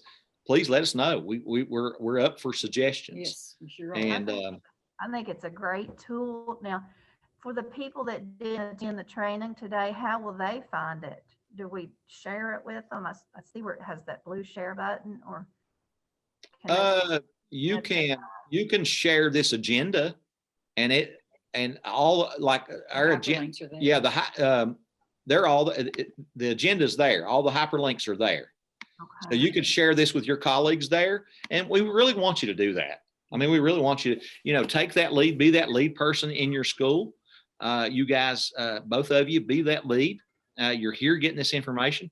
Share it with those new people. We appreciate it. And we're trying to get the word out to our directors all the time. Hey, let us come and do this training. Let us show you what we've got, And so we're getting it out there. And like I said, we're going to present this at CEC at the fall conference in Louisville. We've been accepted to do that, and we're going to do a revision on it. So it's going to be refined a little bit, and we're going to go back through it and just clean up some of the things because last year it was like drinking water from a fire hose last year with us in terms of the things that we were developing, the things we were learning, the things we were doing with CAPS. And we're not saying that we're any busier than anybody else in special education, but we certainly were busy.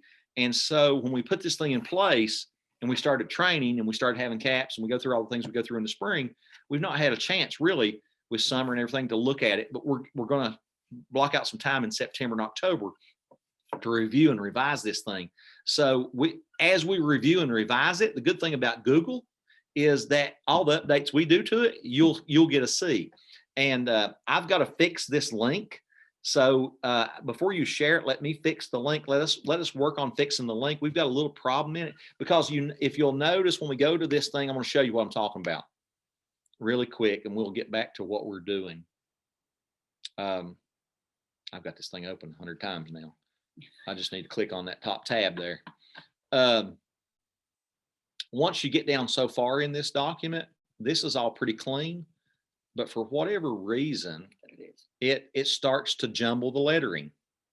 You see what I'm talking about? So we've got to figure out with our technical folk here what it is that's causing that. But we've got a ton of links in here. I was just trying to I wish this wasn't like this, because I could show you Bloom's taxonomy's in here. It has all those measurable verbs that you can choose from, and it's arranged on a hierarchy so that the more rigorous you're making the goal, you can pull from the synthesis and the evaluation end, or maybe you can pull from the the application part. Maybe that's what the student needs, or maybe it's just basic recall that the student needs.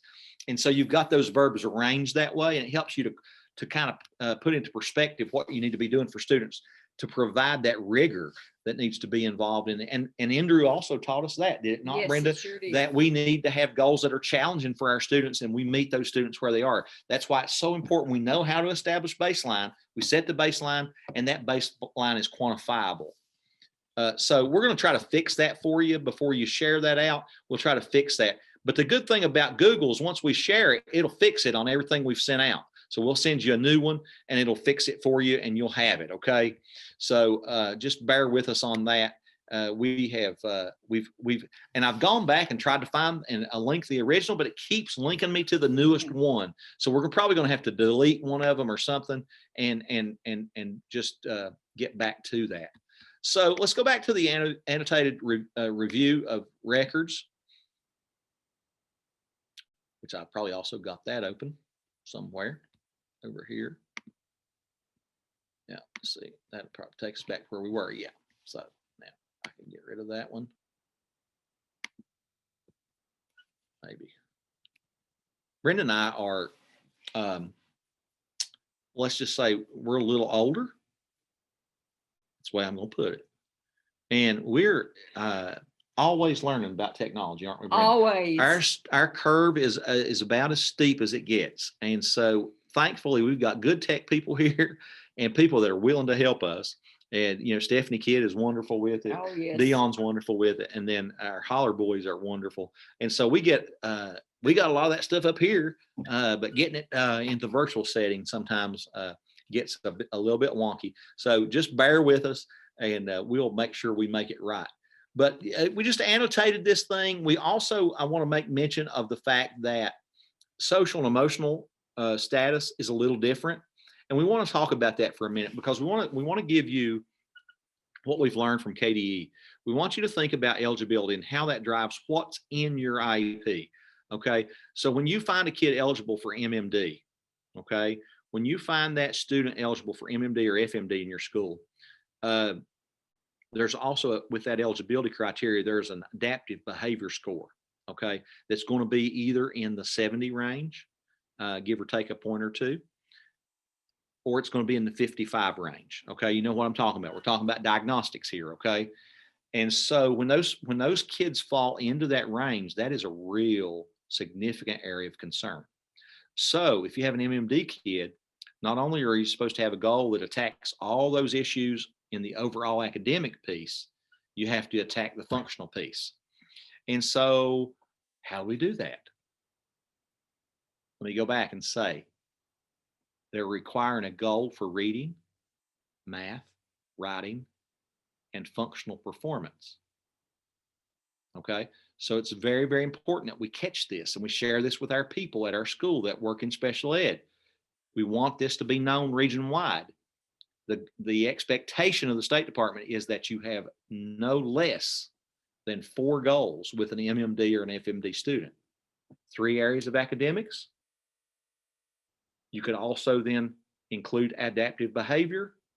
And if you have maladaptive behavior, you could have as many as 5 goals.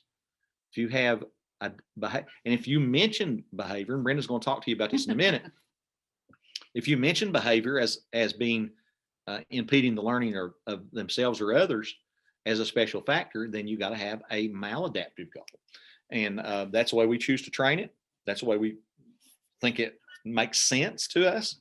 And so that is, what we're talking about there. So if we're talking about social emotional and we look at that section, let me just tell you that they expect you to go into the Vineland, if you use the Vineland, or if you use the ABOS. I think in Floyd County, you use the Vineland. Is that not correct? Do you guys use the Vineland as your adaptive behavior? We use the ABAS. Oh, you use the ABOS. Okay, perfect. That's fine. So you would go into the ABOS and you would look at those scores, the standard scores, and you would look to see what skill deficits that student has from those subtest scores. And you would find, you might say, okay, the kid, if communication is one of those, okay, you would say, okay, the student has a strength in communication, and that would be your strengths. That would be your relative strengths for these kids, right? Compared to themselves, they have relative strength in communication.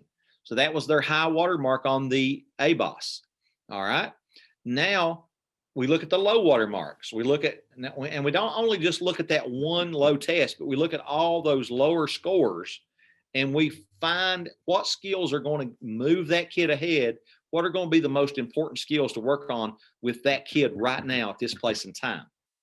And so we look at those discrete skills that emerge from those overall, if it's daily living, if it's socialization, whatever it is that goes into that adaptive behavior score, then we pull out that discrete skill and we write a goal on that discrete skill. Does that make sense? So that is so very important that we get that across. So what I would show, go ahead. I'm sorry, you had a question? Yeah, I have a question. So that means that, okay, we have, you said not less than 4 goals. So we have 3 academic, which would be probably reading, writing, and math. Uh-huh. We would have adaptive behavior. And if we mention behavior, we have to do a maladaptive goal. Was that, did I understand that? If the behavior, if you guys consider the behavior so outstanding that it's not daily living, it's not socialization, it's not getting along with peers, in a general sense, it's not communication, it doesn't emerge from the ABOS, but it's that disruptive type of behavior that impedes the learning of the student or other students in the class, and you mentioned that in your present levels, then the State Department expects you to do a behavior goal and have positive behavior intervention supports in place. So you can have as many as 5 goals for a kid that's MMD. So that would need to go in the social area, maybe? Yes, yes. That could go in the social emotional section. And you can also mention it on your special factors. And we're going to talk about that section in just a second, because the first one that comes up is behavior on special factors, right? Yeah. Okay. Just, and we start general intelligence. And Brenda, why don't you talk to them about general intelligence? You do a great job of formulating that answer there. Number one, in our tool that we developed to go along with this, we do have a crosswalk that you can look at, and it will show you what you need to look at. It'll show you your special design instruction. It'll show you your SAS. It has all those things. And I've always said that we need to have the general intelligence to connect back to your academics. We don't need to write academics in our general intelligence section, but we do need to address that general intelligence. And we need to know those subdomains that are in, not just the full scale IQ, but we need to know the subdomains. We need to know about their verbal. We need to know about their working memory. We need to know about processing speed. We need to know about all those things, because each one of those tells us something. And in that crosswalk, it explains that to you all. So whenever you have time, you can look at that. But anyhow, what we're looking here is once you get those scores in there, you need to state, and you're thinking about academics then, after you get your scores for your general intelligence, what areas does it include here?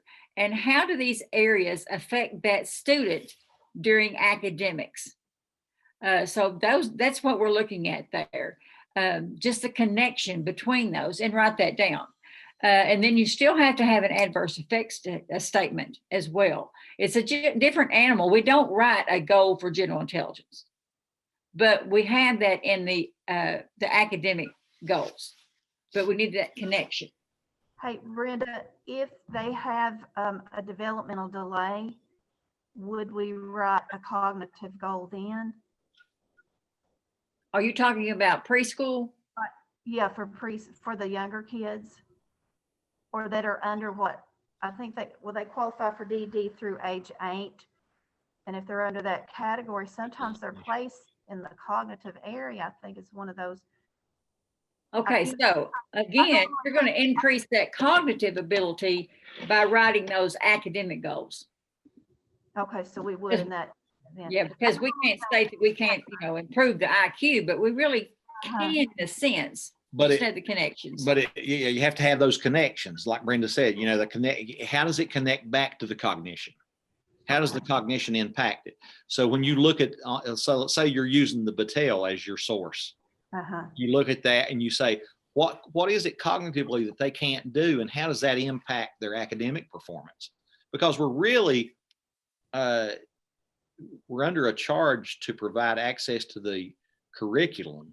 So we got to see how they're doing in the curriculum. So we can't just work on cognition all day long. We have to have some academic meat with that cognition.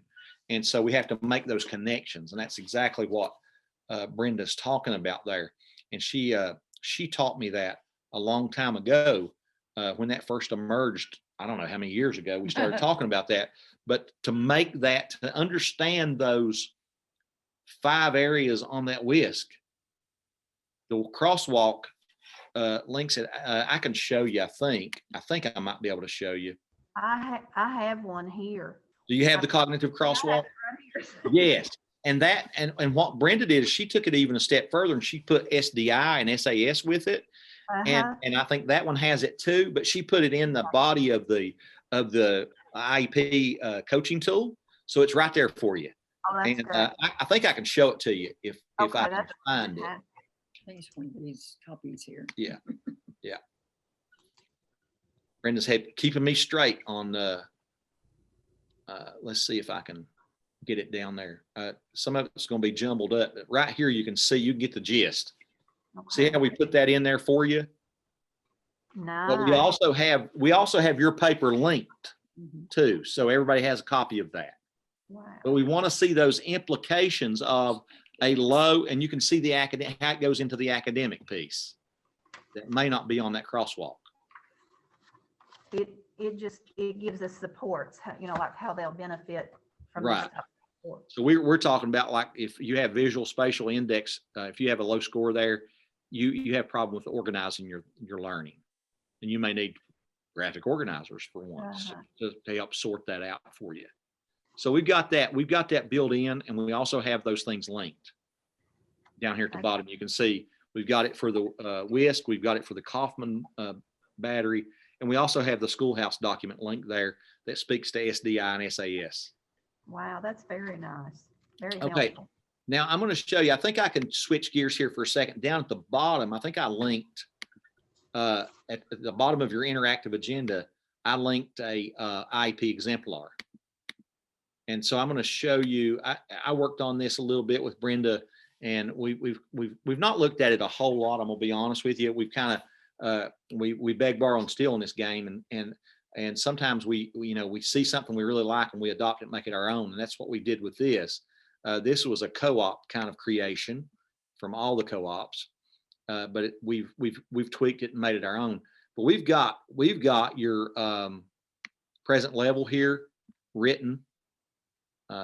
This is an example. We've kind of got it color coded a little bit. We need to tweak the color coding a little bit, but I highlighted some of the things like the strengths and the progress monitoring, and then the adverse effect and connecting the how far the student is behind the similar age peer and comparing it to similar age peers. I connected a lot of that information for you, and I wanted to bring attention to how this connects back to what's really required in present level.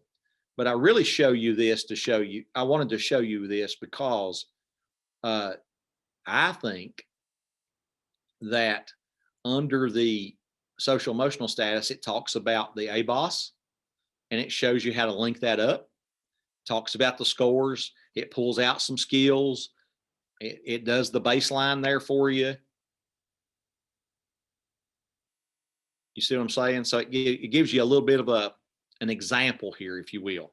Now, we put our disclaimer out with this. We don't want to see people copying and pasting it. So you get your young people and your people that maybe are not self-starters like you two guys are, and let them know that we're going to be able to identify it quickly if they're copying and pasting this information. We're real hesitant. We've always been real hesitant about giving an exemplar IEP out, but I really feel that we're at a place right now, Brenda, because of the turnover and because of the newness of our staffs with special needs teachers, they really need something to guide them. But we've got to get in there and we've got to coach and we've got to check on them and we've got to work with them and make sure that they understand this is a guide. But look at the general intelligence. It also has it broken down for you and those ties back to your baseline. It'll say, see this baseline or see that baseline. It goes back to your emotional, your present levels. It just ties it back. And then the other piece that we really love, because we train transition in isolation, we really love this, the way it breaks down the present level for our high school folk. Because sometimes they forget, they mark the boxes like for instruction and then for employment, and then they forget to write about it. How are you guys doing? If I'm okay to forge ahead and just use our time and end at 12. It's 11:26. Do you need a break? Do you need 5 minutes? If you do, let me know. I'm good. Jennifer, are you okay? All right. So let's go back to the record review document, because that was what we promised we were going to cover. But it's hard when you get into the IEP portion not to go onto these subcategories. It's there. I finally, it's like picking the right shell with the ball under it, right? So that kind of covers present level. Now, I promised that we would talk about teaching a little bit. And so yesterday we were training this with a staff over here in Hazard. And what we did was, when we come back from a break, we had them from a blank slate with no notes, write down those 4 or 5 pieces, right? So one of the big things about developing our specially designed instruction for our students is to understand that we need to be forcing kids to retrieve information from a blank slate, because it builds connections in their brain. We talk about making them a little smarter here, okay? We're giving them tools. And so we get this whole environment, if you will, and we get this expectation that they know they're going to have to start recalling information from their noggin and giving it back to us. And so there's a website, and I think I've got it linked.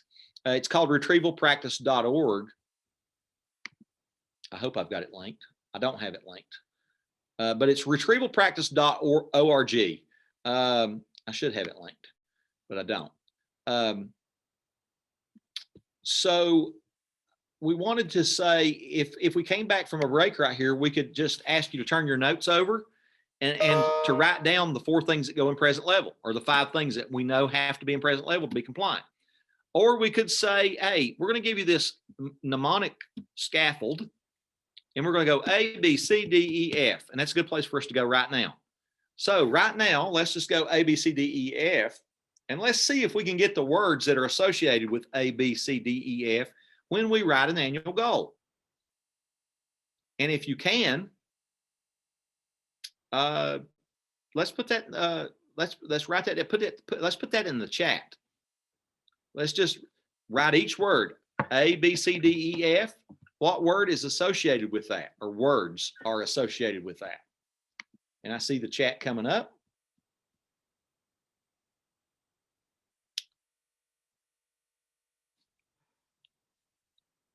Jennifer, that I see your chat. The crosswalk is linked at the very bottom of the crosswalk that we have in the IEP coaching tool. And that may be a link. One of those links may be broken, and it may take you to a Google site. If that's the case, we're going to work on that and get that fixed.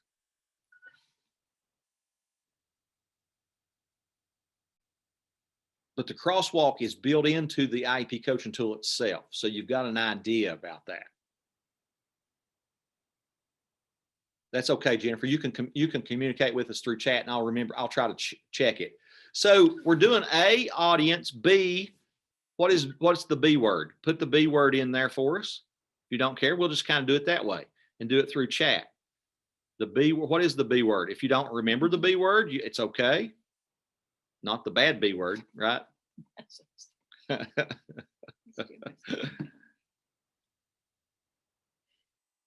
Behavior, exactly. And the thing we need to know about behavior, if we define that, is we can see it, we can hear it, we can count it, we can time it, right? We can see it, we can hear it, we can count it, time it. All right, what about the C word? What's the C word that goes in the, very good, Stephanie, thank you. So circumstance is the C word. And Jennifer, what about the D? What's the D part? Do you recall that? And if you don't, it's okay. We can talk about that one, the D part. And it's a slash.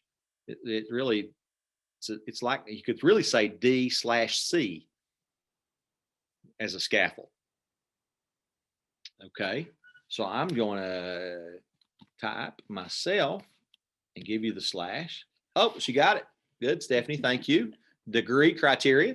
So we're talking about the percentage that we're expecting, like we're expecting 80%, and then that's going to be the degree with which they're going to meet that, and then and the percentages, the percentage, yes, the percentages, the time, and then also, are we going to do it 3 out of 4 trials? Are we going to do it 4 consecutive days? Just be careful about the way you set that up, not to set yourself up for failure. Don't put 5 consecutive days. That's a no-no when you do that. We would caution you about that, because it's hard to see those things 5 consecutive days. People don't show up. People are sick. Those kinds of things. So you got to have somebody on point for 5 consecutive days there. It may take you forever to get 5 consecutive days or 10 consecutive days. So just be careful about that. Now, what about the E part? What about the E? It's another slash. And we could say the E/M of M. The E/M of M. Does that help you? The M of M. Not M&Ms. I'm starting to get hungry too. We'll think about lunch. But the M of M would be measurement. Yes. Method of measurement. Okay. And then the E part would be evaluation. I'm sorry. It would be evaluation method of measurement. That would be the E part. And then the F part, finally the F part, what would it be? See the wheels turning. We already talked about this a little bit earlier too, because you asked a question. One of you asked a question. You asked Brenda a question about this. Yes, frequency of what?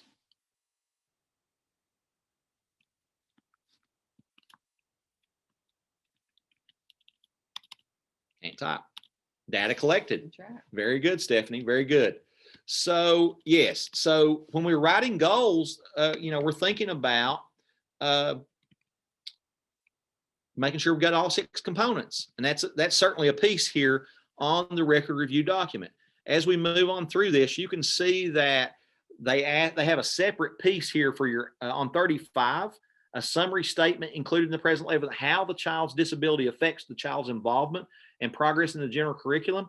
And so we look at that. We look at that together lots of times, because we like to see it per present level, because it kind of speaks to that area. We don't like one general statement, although the Iep guidance document says you can give one general statement. And it's hard. Hard. We look for those 4 pieces. We look for the strengths, the needs, and the data and the performance data, and then on 33 through 34 we look for that, but then on 35 we look for that adverse effect statement, and then we look at special factors. One of the things we say, make sure to check the boxes. Make sure you check the boxes on the special factors. And on 36, this is where we were talking about Stephanie, Jennifer. This is where we were talking about that outstanding behavior that impedes the learning of the student or other students. And if we've mentioned that the student is tearing down the place, in present level, then we need to address it here. And the law says we have positive behavior intervention supports in place. So we've got strategies. Maybe we've developed a goal. Maybe in the supplementary aids and services, we're doing some things. We're teaching them, we're modeling. What are we doing for this student to address these things? And so we talk about it there. And then, of course, we've got some special situations for folks with limited English proficiency, the blind and visually impaired, the communication. If you're working with alternate assessment, this might be a good place to document the communication plan that's needed for students if they're on alternate assessment. Have you verified that communication plan? What kind of communication are they using if they're on alternate assessment? Assistive technology is another one, Brenda, that is very, very important. But you see here, we've kind of already done our little activity around 37. And I put this is no longer on the guidance document itself, but I put this in the annotated piece because that's the way we review your files. We go A, B, C, D, E, F, we look at them, and you could have all components and still not have a measurable goal. True. Brenda, tell them about that. Okay, so, and why, drop it in the chat, why do you think that you had a goal with all those components and it not be measurable? Okay, so think of those components. Let's see here. Okay, yeah. But really what I was looking at is the verb that you're using, is it measurable? If it's not measurable, then your goal is not measurable. So that's one good thing why Denny Paul put that Bloom's taxonomy of verbs in there. So you all would have those, and I would print them off and have them by my side when I wrote my goals to make sure that I had those verbs that are measurable.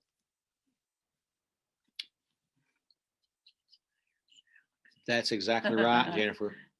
Good point. Jennifer Wells said in the chat, there have been concerns over the past couple of years about using words like may or shall, because what the State Department says, if you put may or shall in there, they just say they consider that as a need, right? Right. So you're going to have to do it. Yep. I will say will. Yeah. And so we're thinking about things like we used to use, there was some language in the old standards. When we first went to standards-based IEPs, and Brendan and I have been around a few years, I've already established that, right? I've established that. But when we went to standards-based IEPs, there was things like improve or increase. Well, you can't see improve, you can't hear improve, you can't count improve, you can't time improve. So you got to have a verb that's measurable. Okay. Now you say, well, that's awful technical. We know what you mean, right? And we'll see still some people will put improve and then they'll put read, right? So you'll have two verbs in there that we have to deal with. So we don't want that improve and increase and those kinds of things. We want just the verb that's going to be measured by the tool. And we got to make sure that the tool will measure the verb that we put in there. They have to match. So key. And look at that note on 37. I think it's so important the way they put it, the way they phrase this. Measurable annual goals must relate directly to the present levels. So we're saying baseline information's got to have numbers. Current classroom performance got to have numbers. Skills, discrete skills got to have quantifiable data. And that leads to the goals. And then they meet the child's academic and other educational needs. Those other educational needs is that functional performance that we've been talking about that result from the disability. See, resulting from how they got in special ed. Each measurable annual goal must have enough detail to allow for quantifiable measurement and may be accomplished by including the following components. So they said may here. They used may. Didn't they, Jennifer? They used may right there. But what they're getting at is this is not really in regulation. No.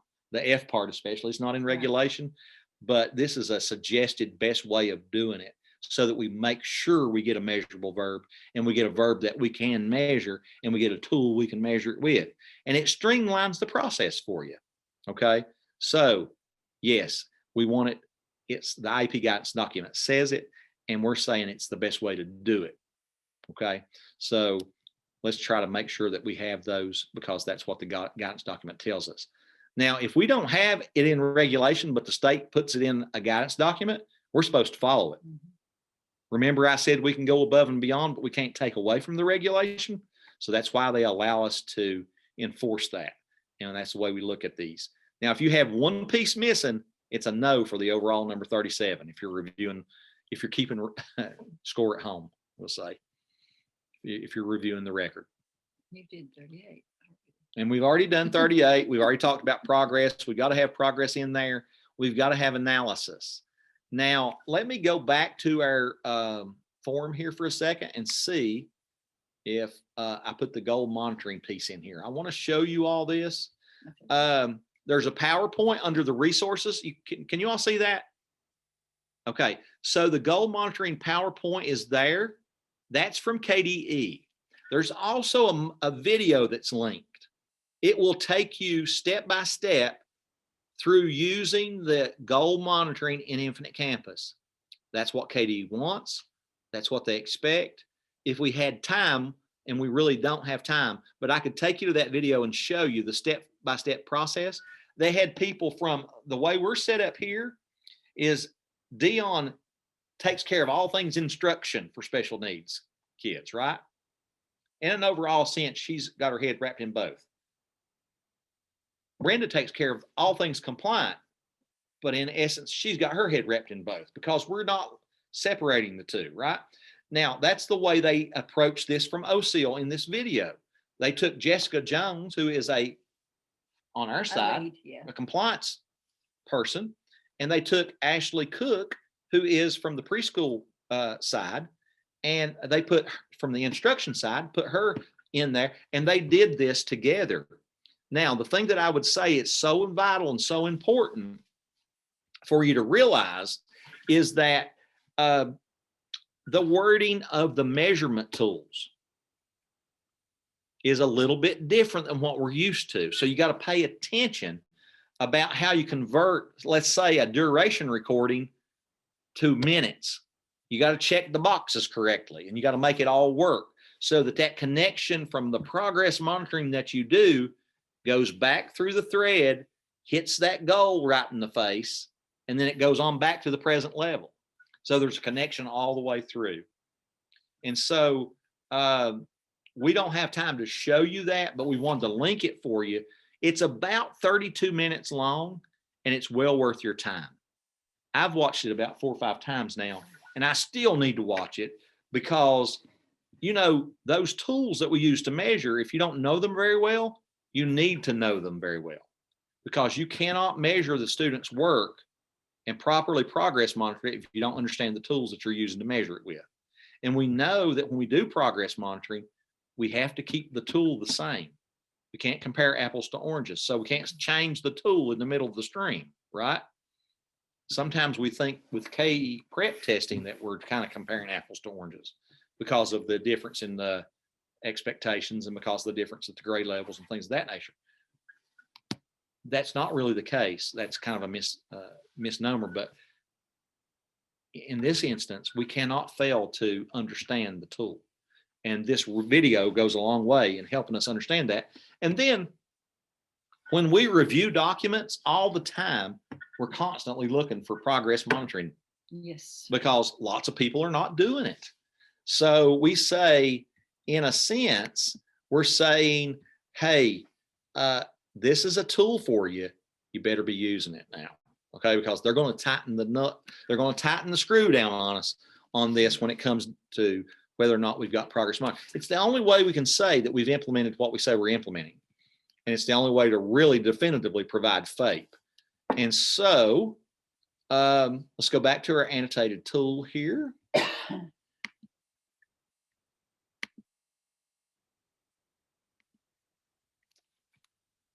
And once again, I've been talking a lot. So Brenda's going to talk to you about number 39, which is special design instruction. Okay, and we talked about that a lot earlier because we have to have that SDI in for each goal. Now, before I start, Denny, Paul, and I, we have reviewed thousands of records, may even say 10,000 of records. Yeah. But anyway, sometimes we find that the specially designed instruction does not match the goal. So we have to make sure that what we put down as STI matches our goal. And we don't need to make a big long list and not use those. We need to put down what we're going to use and leave it at that. And it doesn't have to be a lengthy list. And we can also find the SDI as well as the SAS. We can find that in that schoolhouse document. Again, you can use the crosswalks that we put into the coaching tool to help you as well. So we tried to do that for you all, to try to make it easier, because we know your jobs. You're trying to teach, you're trying to do paperwork, you've got 1,000 other things that you're having to do at school, probably lunch duty and all that kind of stuff. But anyway, you're busy, and we're trying to do everything we can do to help out, to lessen your load. So when we're looking at specially designed instruction, we're looking to see the strategies match that skill that's in that goal. That's the first thing. And we know that specially designed instruction it's a means for adapting that appropriate, the content, the methodology, or the delivery of that instruction that for that unique child. I mean, the needs for that child with a disability to get into that general curriculum. These kids can really do that. We need, I guess, when I look at this, I'm thinking, sometimes I wish we could train regular education teachers. And I guess you all know what I'm saying. They need to understand this piece, because like if you're co-teaching, the regular ed teacher is your content specialist, and you're the special education teacher is the SDI specialist. And working together, you can do really well. And so, the first time the special ed teacher will have to show the regular ed teacher, I'm getting everything confused with teacher, but STI is provided by your special ed teachers. So we just need to get in there and do what we can and make sure that everything matches what we put in our goal. Like he's talking about that thread, we have to have that thread. If not, it's going to break on us, and we don't want that to happen. When you're looking at number 40, the statement of when parents will be regularly informed of progress toward the goals, we suggest, and it's not left up to us, of course, it's left up to the ARC, but we suggest you mark the box that concurrent with report cards, because if you're saying you're going to send home progress every 2 weeks, you better be sending it home, because number one, if it goes to litigation, you've not done it, you're already at fault. So we don't want to do that, but we're always triggering our brains. Well, okay, I got to send home a report card, so I got to send home progress monitoring with that. So it's much easier for you all to remember. So I would just prefer you to mark that box. When you're looking at 41, again, this is at supplementary aids and services. This is what the child needs to progress in that general education curriculum. A little different from specially designed instruction. That is just what the teacher is going to do to assist that child. So this is the part that if you have maybe an instructional assistant in there, you might want to put that as well in that. If you have like different types of services and supports, whatever that child needs to be successful. Now, yes, the child may need a communication plan that can be listed in there as well. If they're using some kind of device and they have to have it for every class, that needs to be listed in there. Now, and remember, if you list something in the supplementary aids and services that's a device, an assistive technology device, you have to mark that box yes in assistive technology under your special factors. So just remember that you need to do that. That's something that we've seen that they forget often. Okay, so when you're looking at number 42, this is considerations of the individual's accommodations for administration of state assessments. So what we're looking at here is we're looking at that accommodations, and we're looking back in that present level.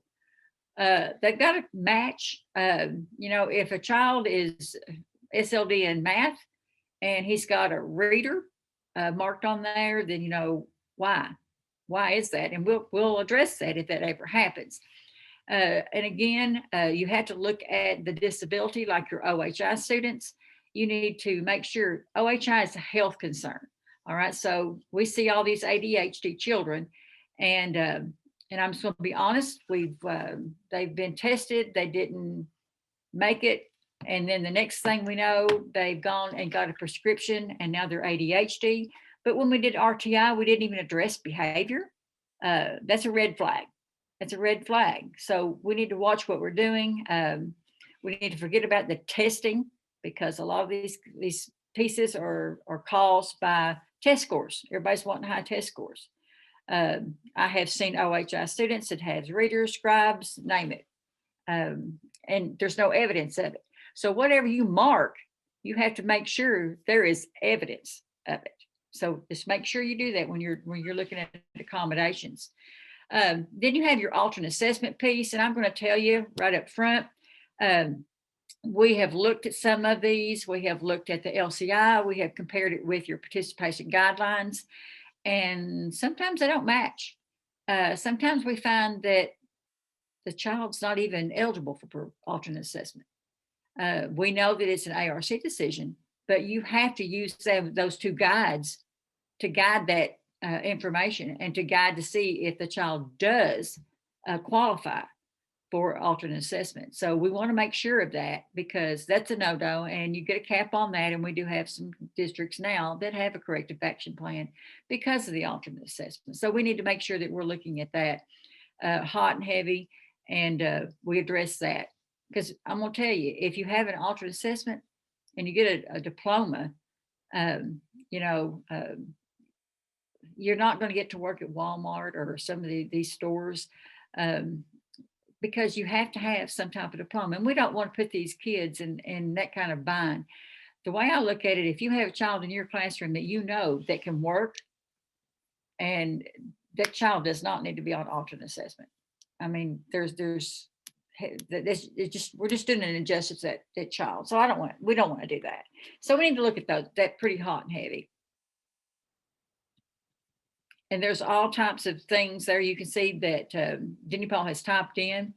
And like he said there, you have to make sure that in that conference summary that you're addressing the LCI, the parts of the LCI, the 4 pieces of that participation guidelines, and that alternate for the alternate assessment. You have to address all of that. And you have to ask the parent, do you understand that your child is not getting a regular diploma? And you have to describe the difference between the regular diploma and just the alternate assessment. So you have to look at that. You have to address that. If they have questions, you have to write the question that the parents ask, and you have to write your answer to those questions. So that has to be addressed in that conference summary. We just need to make sure we do that. And I sort of already alluded to 43B. I get ahead of myself sometimes. All right. And this is talking about the alternate assessment achievement standards. We do have standards now, and whether they're the same standards, but they're broken down a little bit. So we have those that those students have to abide by, and we have to teach those in that way. So the ARC has to document all of that criteria to make sure that it's been met, and that the student has a significant cognitive disability. So we have to have that. We need to make sure we put our sources in there. We just need to be thinking really hard while we're doing this. And remember, when we go into this, we should already have a draft, or you're going to stay 2 or 3 days, especially when you're dealing with alternate assessment. You need to have a draft, but you still need to go over every piece of it. And if anything needs to be changed, you can change it at that time. It can be changed. It's not like you're going to have to start all over from scratch. So again, here you're looking at that communication plan. Like Jenny Paul said, that can be documented in several places in the IEP, but for sure it has to be written in the conference summary. It has to be, all this stuff has to be written in the conference summary. You're going to have several pages of conference summary minutes. When you're going down to 44, that's your program modifications and supports for school personnel. We have to remember that this is for school personnel, all right? It's not for the student. And that's what we're finding. They're putting in there all kinds of accommodations and those types of things, but we're looking at school personnel. So here we're looking at, does a teacher need some kind of specialized training? If they do, they need to notify the director. and make sure that they get the proper training that they need. We're looking at the participation in the extracurricular activities and other non-academic activities. So there's a lot of things that has to be, that we can place in there. Most of the time that they just check the box that it's not needed. But again, if there's any type of supports or whatever the teachers need, we need to put that in there as well.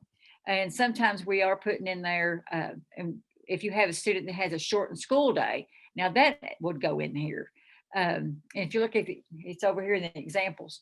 The shortened school day, modified curriculum, or environment supports for school personnel, special training to support students' needs. And a big one is the safe crisis management training that they do. And of course, the use of the augmentative devices. So that's going to be something like your communication plan. So that's where you can address that. When you go on down to your 45A, we're starting with your least restrictive environment.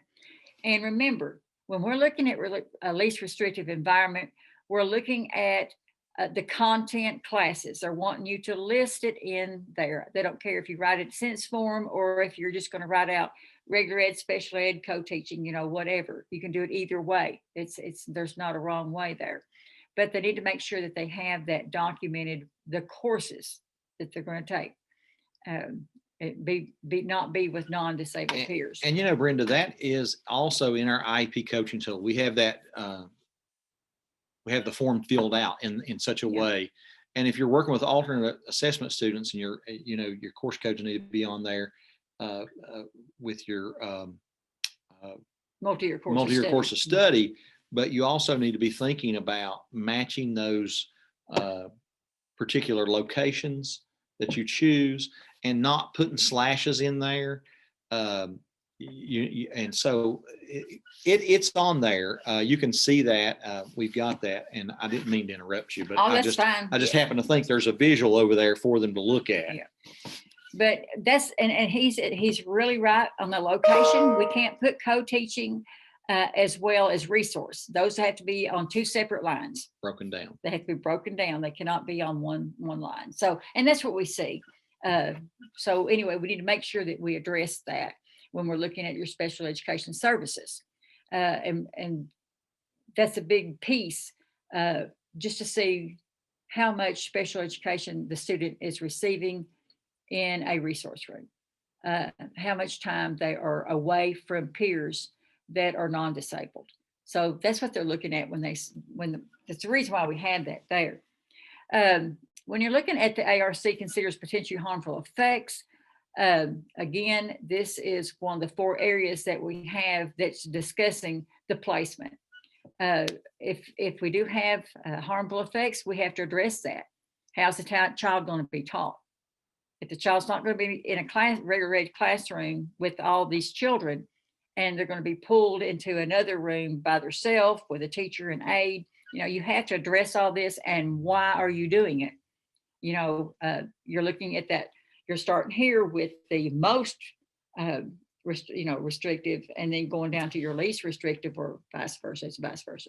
But you're looking at that. So we need to make sure that we address the students' needs, especially if we do have harmful effects. On 45C, it says documentation shows that removal of the student from the regular education environment occurs only if education in the regular education environment with the use of SAS, supplementary aids and services, cannot be satisfactorily achieved due to the nature or severity of the disability. So you have to document the reasons why. You have to have that in that conference summary.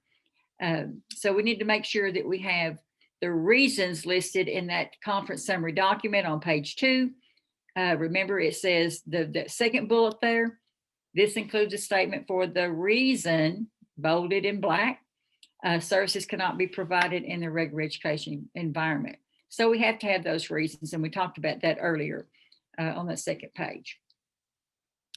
All right, so just kind of pulling everything together. There are some things beyond this, a couple of things that we look at really quickly, just some things to consider.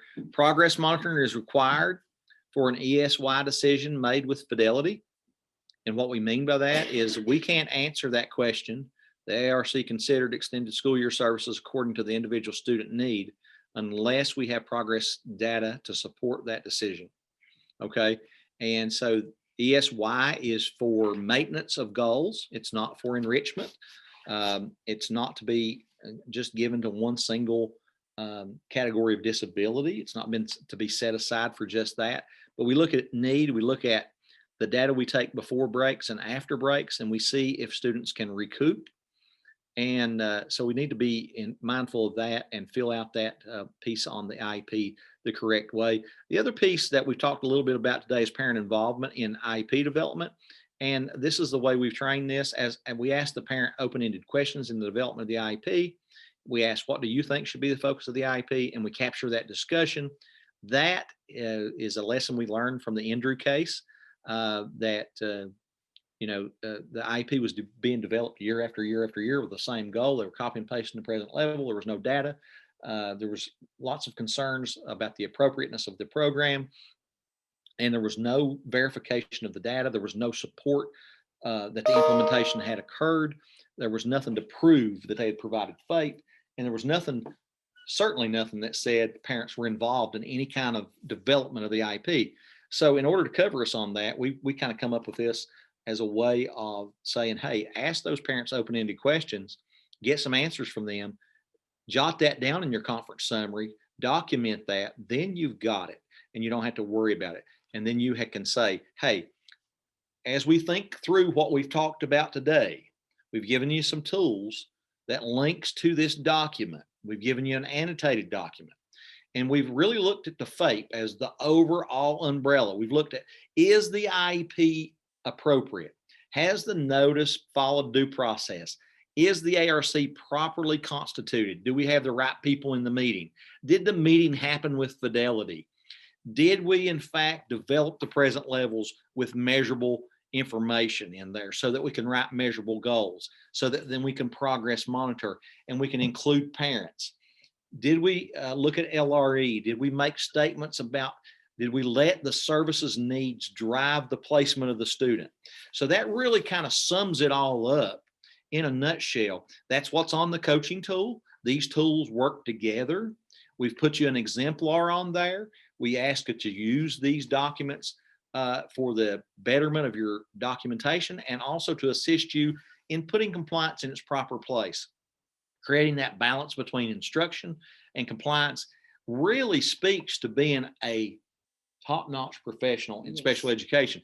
If we can balance instruction and we understand how instruction is driven by the compliance pieces, and we put the compliance in its box, and we know that we're ready for that ARC meeting, then we can go ahead and kind of compartmentalize that. And it frees us a little bit from the burden of this paperwork trail that we must leave.